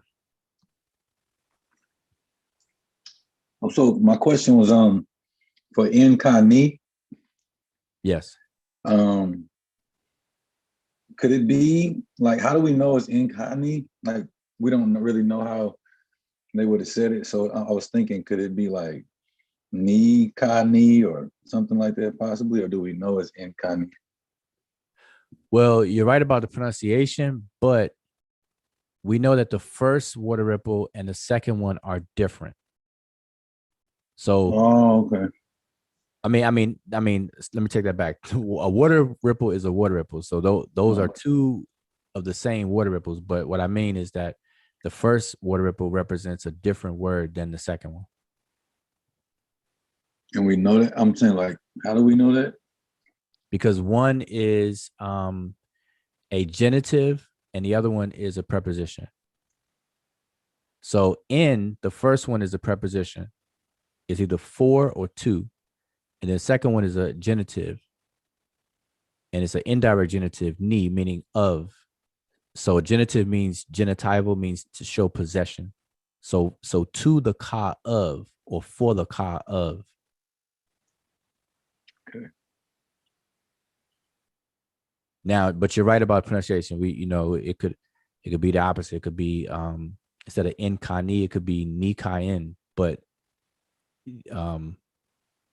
we, like I said, we do know that the 2 N's represent 2 different types of words. Gotcha. Yep.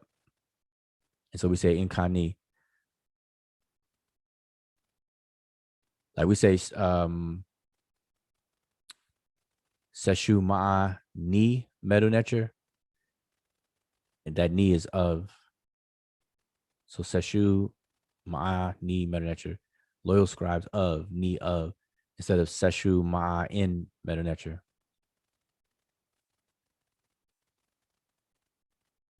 Yep. Gotcha. Thanks. And I'll give you another example that people will not recognize because of the way we pronounce the name is the king Senuseret, like they pronounce his name Senuseret. Sin Nu Seret. But his name is actually Si Ni Wasiret, which means man. Si is the word for man, not sin as in brother. So Si Ni Wasiret, which is the man of the powerful one. Si Ni Wasiret. And they simply say Sinwasaret the third, Sinwasaret the first, you know. So just give you an example. Got you. I'm thinking this is from like the middle kingdom to late kingdom. Can we go up and look at the Hotep glyph? I'm trying to Okay. figure out what this bottom one is on the left side of the sock. Could that be an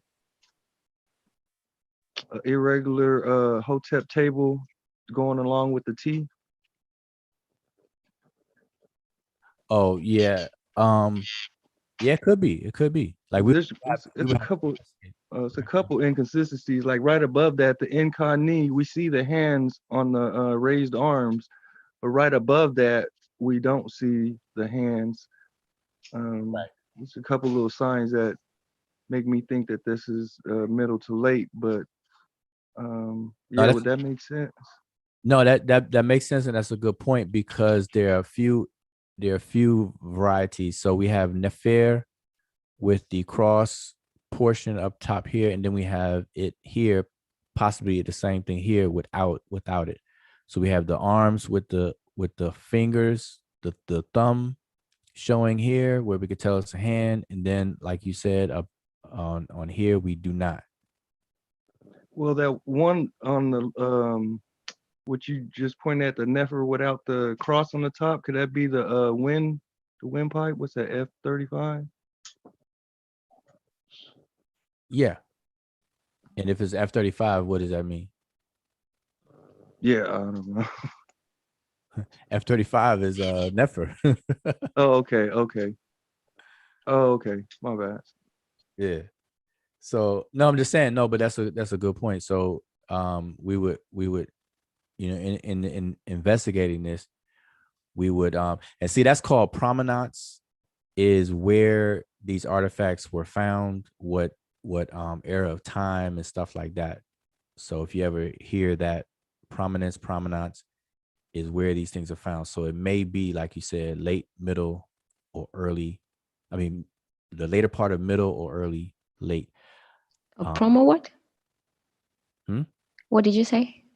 Is known as? Provenance. Okay. Tua. Mm-hmm. I believe I'm pronouncing that. Excuse me, I said provenance, like provenance. I'm sorry. Provenance with a V, like provenance. Okay. Sorry about that.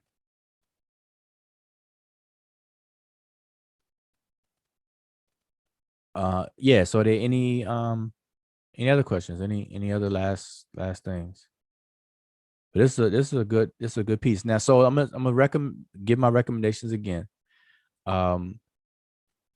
If you're a student of the language and everything like that, and you are at the point where you're practicing, my recommendation has always been to stick to a certain type of text. So if you're gonna do a text like this, then stick to all offering formulas. Try to find as many offering formulas as you can, and then work with those. And the benefit of doing that is because you'll start to recognize patterns and how things overlap, and you'll get used to seeing words as opposed to individual pretty glyphs.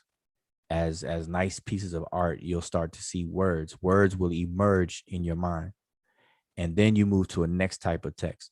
So, like I said, Wednesday, or the week before, I was saying we did a scribal block where a scribe is squatting with his knees to his chest, but the writing is in front of his legs. And so that's a type of text. And so you stick to those, find a whole bunch of those, and then work with those. If you want to do the offering formula ones, or you can do pick something else that has like a series of them, Now stelae are good because the various different stelae will have a portion that's a Hotep Dinasu offering formula, and then it will have some historical information, like for example the famous Mernat Patah or Merni Patah stela, aka the Israeli stela or Israel stela, as people like to call it. At the top portion, it will have, like on the curvy part, it will have it will say something. At the first part, it will have the king's reign, when he reigned, how long he reigned. So it'll start with Hapset, and then it'll be a royal titulary, and then it may get into a offering portion, then it may get into some history. So anyway, that's my recommendation, and there's a method to that madness. And then also, I just want to let everyone know, while people are still watching, that I'm starting a new class group for the purposes of live sessions, live weekly sessions, 2-hour sessions, where we walk through the textbook in a sequential order from chapter 1 all the way through to chapter 8, and or answer any question about anything in any chapter. And then we talk about cultural elements in the culture, the language, and all that good stuff. So that's what we do on these sessions. But I'm starting a new group, and the purpose of the group is to sequentially walk in a progressive way, from 1 to 2 to 3 to 4. Otherwise, anybody that's has ever registered or registered to the class on Sabre University is welcome to join those sessions. All right. So the sessions are for people who are studying the language by way of Sabre University. But if past or present, are welcome. And in the future, I'm going to expand and have sessions dealing with more so cultural discussions with the culture. But that will obviously be depend on having some other knowledge under your belt. And that's where a lot of people want to engage a conversation. A lot of people want to talk about cultural things in Kemet. But when we see that those kind of conversations take place, a lot of people get into those conversations without going through the prerequisites first, without studying the language. And in that position, you're always going to be handicapped. Because the only way you can truly engage a culture is through its language. I don't care what culture you're studying. So for those who believe in aliens, if you're trying to study alien culture, you're not going to do very well unless you study alien language. So good luck with that. but yeah, we have to study the language. All right. So anything else?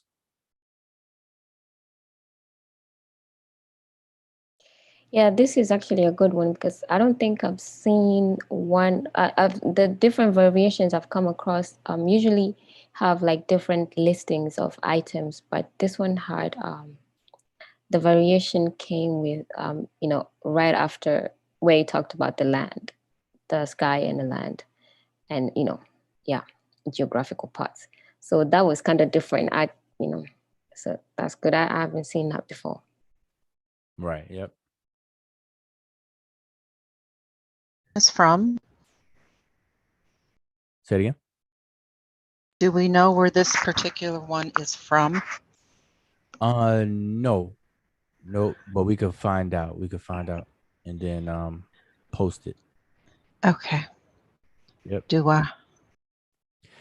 But I think somebody said that it was found in the third shaft on the 119th floor below sea level of Area 51. It's good, man. For a minute there, I was like, wait a minute. It sounds right. She said, it sounds about right. It sounds about right. It sounds about right. Man, I'm telling you, somebody will say that with a straight face now. This is found in Area 51, and what they're holding in their hand, that was, 20,000 years ago. They were holding a cell phone. Matter of fact, the cell phones are gonna be come out look like that. They're drinking hibiscus tea. Yeah. What? Hibiscus tea. And you Any see, kid, uh, didn't go ahead. didn't you say you learned when you were reading, like how Ujau was saying you should learn by reading sort of the same context worth of like stuff? Didn't you say you learned from like reading receipts, or like when you're like they would like be counting like wine or something like that? Isn't that the one that you read the most when you're learning? Oh, learning what the offering formula? Was it the offering formula? I couldn't remember. I know it was a while ago. You were saying that that's like, you said you were used to learning. We were reading one and you were saying you knew what it was because you were used to reading it. And I couldn't remember like what it was. Was it, if it was an offering formula, I don't remember, but yeah, because the thing is with the offering formula that we usually, recite before the every session, yes, that the thing was, it's good to learn it, like which I was advising was like, it's good to learn it from memory. And then another thing is also just sometimes to look at the glyph and then just read it so that you don't read the transliteration, but you kind of read the glyphs. But once you have it from memory, then you kind of like all the information kind of, sinks in. So you don't have to figure out what is where. And then you will see those patterns in other offering formulas. So like, Saint Jehudi said, like it starts with the Hotep Dinesu, and then you expect to see a name of a deity or some deities, and then their epithets. So so there's a standard, there's a system that follows, and even if you don't know what is going on or what is, that in this particular place they might be talking about this and that. That makes it easy. But it's like Ujao said, you stick to one type of inscription, and then once you do a lot of those, then it becomes easier. Yeah, it's gonna definitely pay off. Definitely pay off. It's the same, with anything. Redundancy burns things in your psyche, in your mind, and so when you study the same type of text, it's gonna start burning those patterns, and in your mind, and everything. And that's what I did. That's what I still do. I kind of branched out now, obviously, but when I stuck to a certain type, especially with the offering formulas. I think I collected a whole laundry list of offering formulas. And then you're going to immediately know there's 4 parts to offering formula. That's immutable. It's there. And so let me pull this back up, and I'm gonna show you all the four parts. Where did I go with that? Okay. I'm gonna have to duplicate this. Give me a second here, because I don't want to mess up all my nice red squares here. Red rectangles. Okay. So I'm showing the image again. But let me take off all this stuff here. Nope. Not that one. Okay, I'm just going to show you all the basic elements of offering formula. So we're still right here at the top. So now every offering formula is going to start off with the opening phrase, which is an offering in which the king gives. So it's going to start off with Hotep Dinasu. So that's element 1.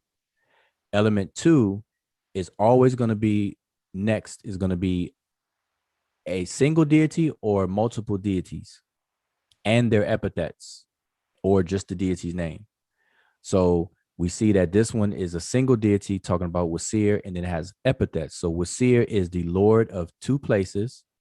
He's the great God. And then it may even show some more on some others. Okay, so that's the deity. So we have the king, and then the king is streamlining something to the deity or deities. That's element 2. Then element 3 is what is given. And it could be a list. It could just be very short. It could be Peret Cheru, T and Ket, and that's it. Operet Keruti and Ket Kaaped, Seshman Ket, and then die of old age, or a nice grave in the west, or something out of the sky, or something from the earth, something from the river like we have here, and all this other good stuff. And then it closes out with every good and clean thing, or pure thing. So that's element 3. So remember, element 1 is the opening phrase. Element 2 is the deity or deities. Element 3 is what is given. And then the final element is always the benefactor, or the beneficiary who receives it. And it always starts off with Inkani, or something along those lines, Inkani. And then it's going to have a person's name or people's names. It may have several, because it may be a person who was born of, like, list of family. But those are the 4 elements of pretty much every offering formula. And everything in between can start to expand or differ, but those are the 4 elements. So in this one, you see Hotep Dinasu, you see Wasir, but on some of them you may see Wasir and Enpu. And then DF in those cases will change from DF, which is right here. DF, if it's more than one deity, it'll become D-Sin, which means they give instead of he give. And then the deities usually you'll see are Wasir, pretty much the most popular one in these instances, Inpu, and you may also see Geb, or all 3. Okay, so that's something to keep in mind. And so, like I said, if you study these and you keep studying, sticking to this, you'll see the patterns. Yeah, and also it's kind of good way of also learning like the different epithets of the different deities. Like when you see Wasir, you will always see a lot of Abju. You'll see, when you see Impu, you will always see Impu on top of his mountain. Tep Uf, all those kind of things. So it kind of helps you, to learn different epithets as well. And see, we did this one. So we did 2 in a row. We did this one Wednesday, this one today. And, there's a whole lot. I believe this is another one. And this is a scribal block, but this is an offering formula. Hotep Dinasu. And now this one is Amun Ra, though, instead of Wasir. So it's another deity I didn't mention. Will these all be on the website?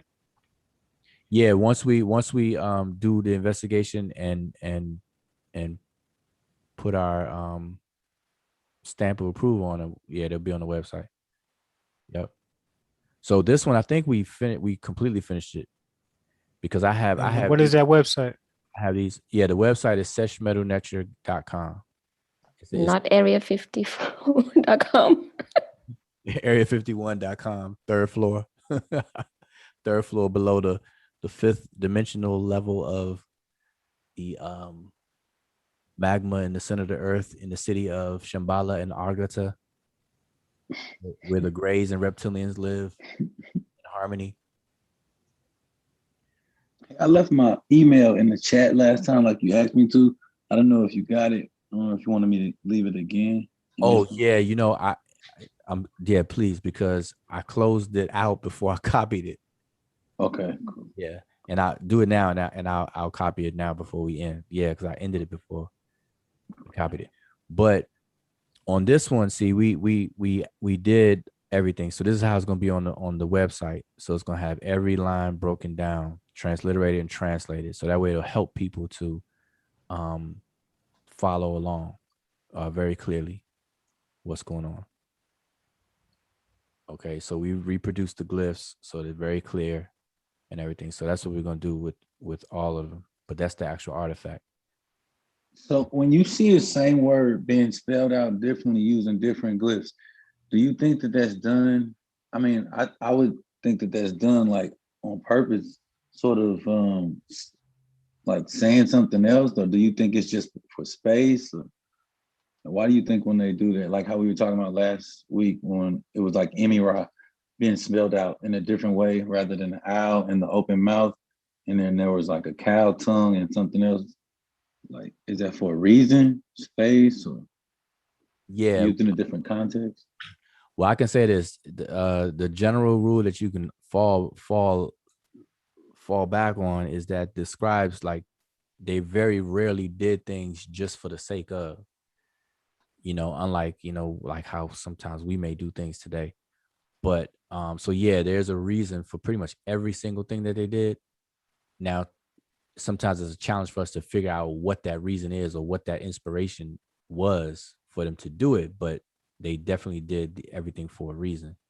And with what you're asking about, it's usually inspired by space or the nuance, the slight nuance difference between the two. So like the tongue itself is an organ in the mouth, and then the open mouth is the instrument of communication, whereas the tongue is the or I should say the larger organ of the mouth, and then the tongue itself is that which is in the mouth. So you got the mouth and then what's in it.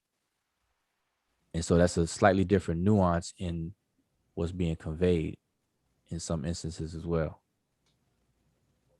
Dua. So we got to think about that. Yep. And sometimes the words, like in, oh, say it again. Oh, what I was going to say is in Semitic languages, the word for language is usually related to the tongue. Lashon or lisan.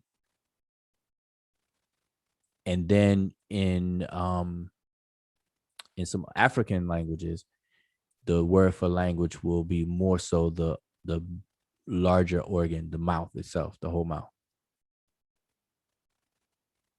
And so these are like slightly cultural differences, the same way that some cultures orientated themselves differently than others. So like in Semitic cultures, their world orientation was to the east. So everything in front of them was in an eastward direction. The west was behind them. The north was on their left side and the south was on their right side. And how we know that is because the words for the cardinal points would double as words for certain body parts.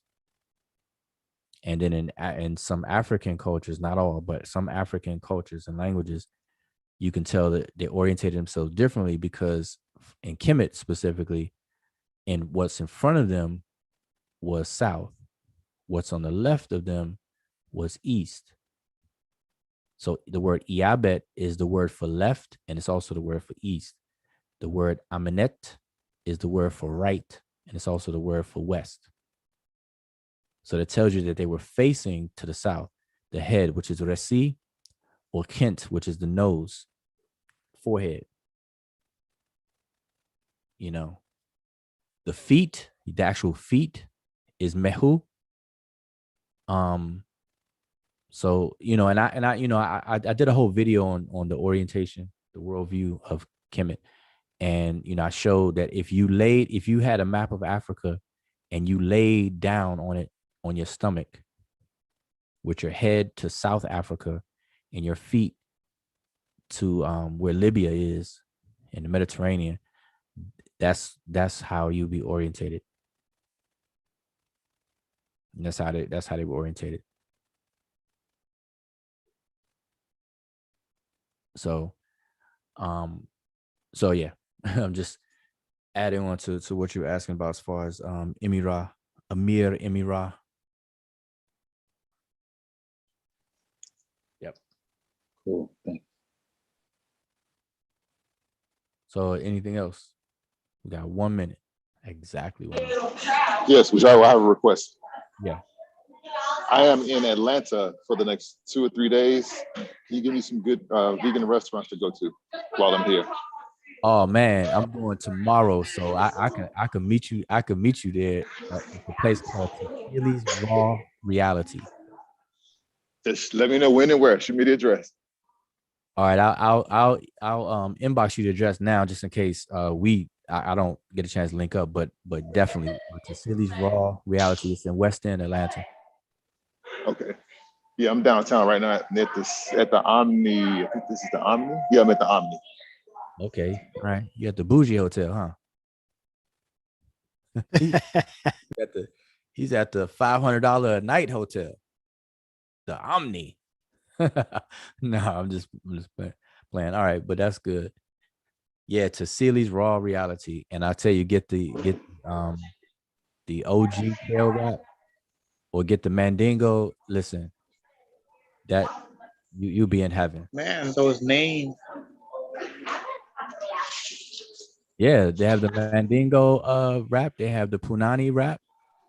They You have serious? Wow. I'm not making it up. Yeah, I'm gonna get the Punani rap. I don't do Mandingo raps. So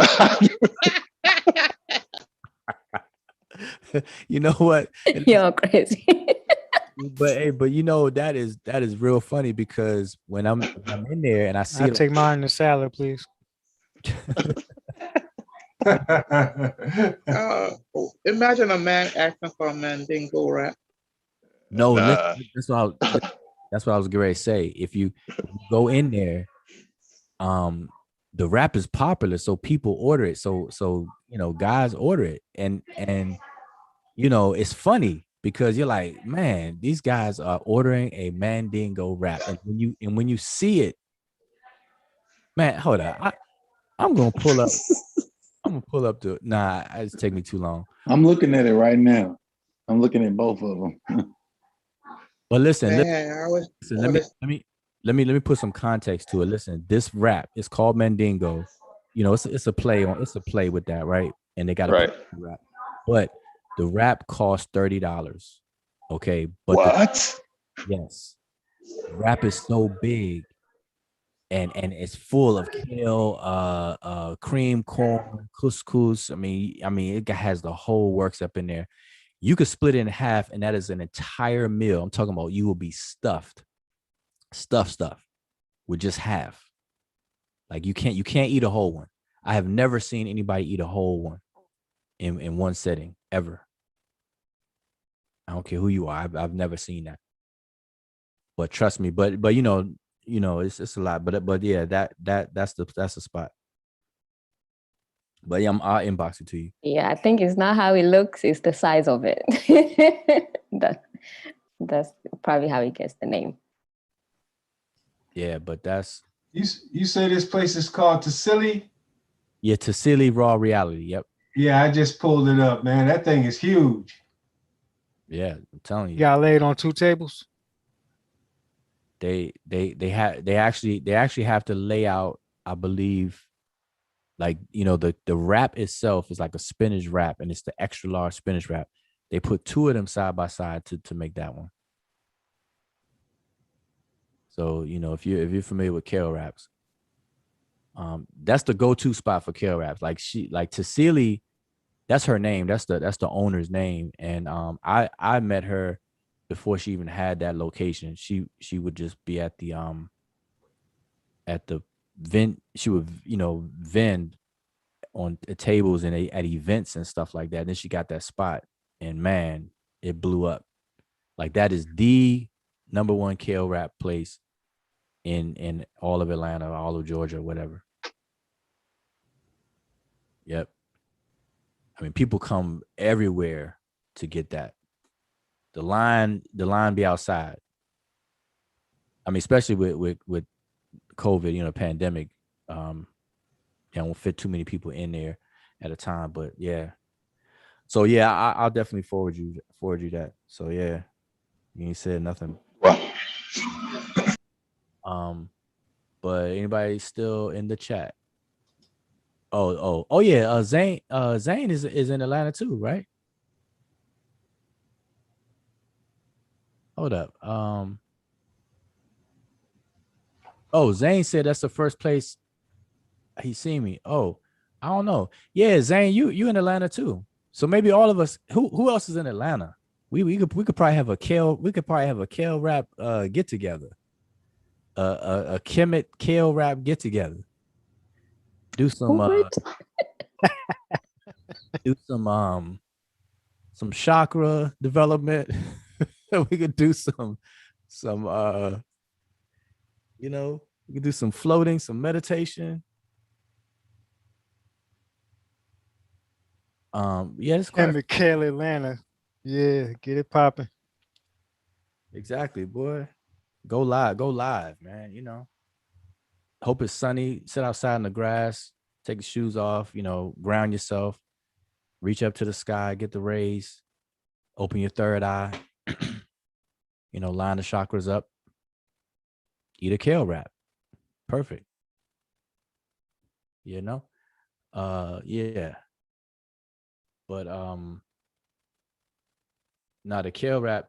Oh, I see somebody said 30. Yeah, $30 is that is a big hit in the pocket for if you're thinking like in your mind, you're thinking of a kale wrap. You would definitely think $30 is way too much for a kale wrap. But trust me, listen, that kale wrap is worth all of that because it's big. Like you're paying for that. But that's not the one that I normally just get the OG wrap regular size. $30. Gotta have some lobster tail in there for me to pay $30 for. Yeah, but I'm telling you, now I've had it before. That's the truth.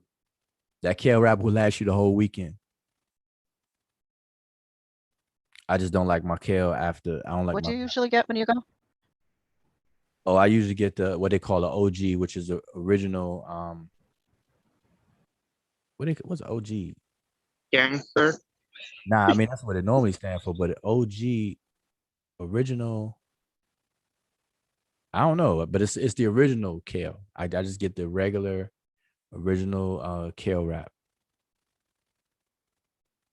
The large they had because see what happened was listen, these kale wraps are big, and so people used to just want half, and so then they started to make the regular one large, and then they used to cut it in half for people who wanted to only order half, but then the other half would have to sit, and then if nobody else orders another half one, then that half will sit, and some people want their wraps made fresh, and so they started to make two sizes now. So they got the regular large, they got the large, and then they have the half size. So that's how they make them now. And so I just get the regular, the OG regular, the OG large size. Yep. And get it mixed. They got the spicy one, but I'm gonna tell you, do not get the straight spicy. If you're not used to spicy food, do not get the straight spicy. You're gonna ruin it. You're gonna ruin yourself. I tried that one time and nope, I was not happy about that. So I get it mixed. All right, so I'm giving you all the pointers to when you go down there. You would think that I'm getting paid for that, but all right, and that's how I learned to make my own kale wraps. I went down there so much. I used to watch because they'll make them right in front of you. I used to watch what they put in there, put in it all the ingredients. That's how I learned how to make mine. So I usually make my own. Yep, same way. But all right. So if there's nothing else, then I'm gonna say Shimon Hotep. So next Friday, we're gonna try to be consistent with Wednesdays and Fridays. All right. So if any other questions or anything, recommendations. But before I get off here, I know I got you. Okay, so I got your email this time. Got the email this time. All right. So any last words? So that's it from me. Anybody else?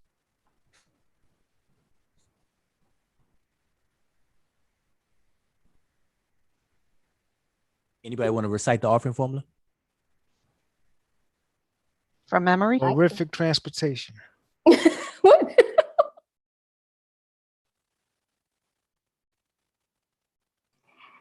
Yeah, I could do that.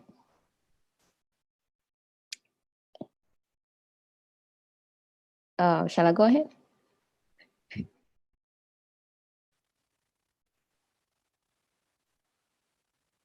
Okay. Hotep Dinasu, Rasir Neb Jadu, Netcher A Neb Abju, DF Beret Kiru, T Henket Ka Apet, Shesmin Ket, Ket Nabet Neferet Wabet and Ket Netcher M, In Kani Imaku, Aku Maakiru. Shall I translate? Take care. Ikersanet. All right, that's good. So hold up. One more time. Who else knows it by heart?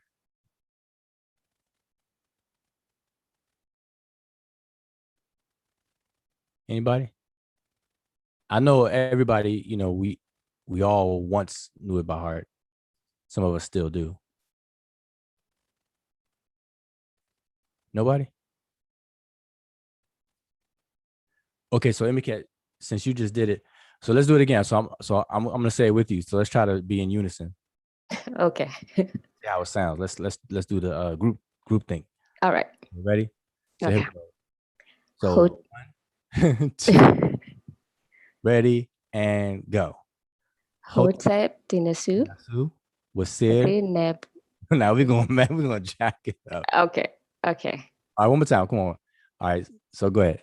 I'm gonna pick up from where you are. Okay. Hotep Dinasu, Nasu was said. Neb Jadu, Do Netcher A Neb Abju, DF Peret Hiru, T and Ket Henket Ka Apet, Sesh Yasmen Ket, Ket. Ket Nebet, Neferet. Neferet, Wabet, Yeah, we're gonna and butcher this. Ket Netcher Im. In Kani Imaku Aku Makiru. Man, you slowed it down to like the short Okay. the short bus speed. Okay, so okay. Oh, you wanted to do it first? Talk about Hotep D Nasu was said Nebja DF. Okay. T and Ket Ka Apet Seshman Ket Nebet Neferet Wabet and Ket Netcher Im. Kani Imaku. Maku Aku Makiru. All right. Gotta say it like we mean it. All right. Okay, I got you. Now we'll everybody practice. We'll do it next time. All right. So yeah, because you know we used to saying it slow so everybody could follow, but if we were in a conversation speed, it'd be Hotep D Nasu. You know, we would say a little faster. Hotep D Nasu would say Nebjadu Netcha Nebju. Diep Purek Keruti and Ket Ka Apet Sesh Minket. Ket Nebet Neferet Wabet and Ket Netcher Im. Inkani Maku Aku Makeru. Yes. All right. All hail Area 51, 3rd floor below 5th dimension. All right. So Shem Hotep was, I say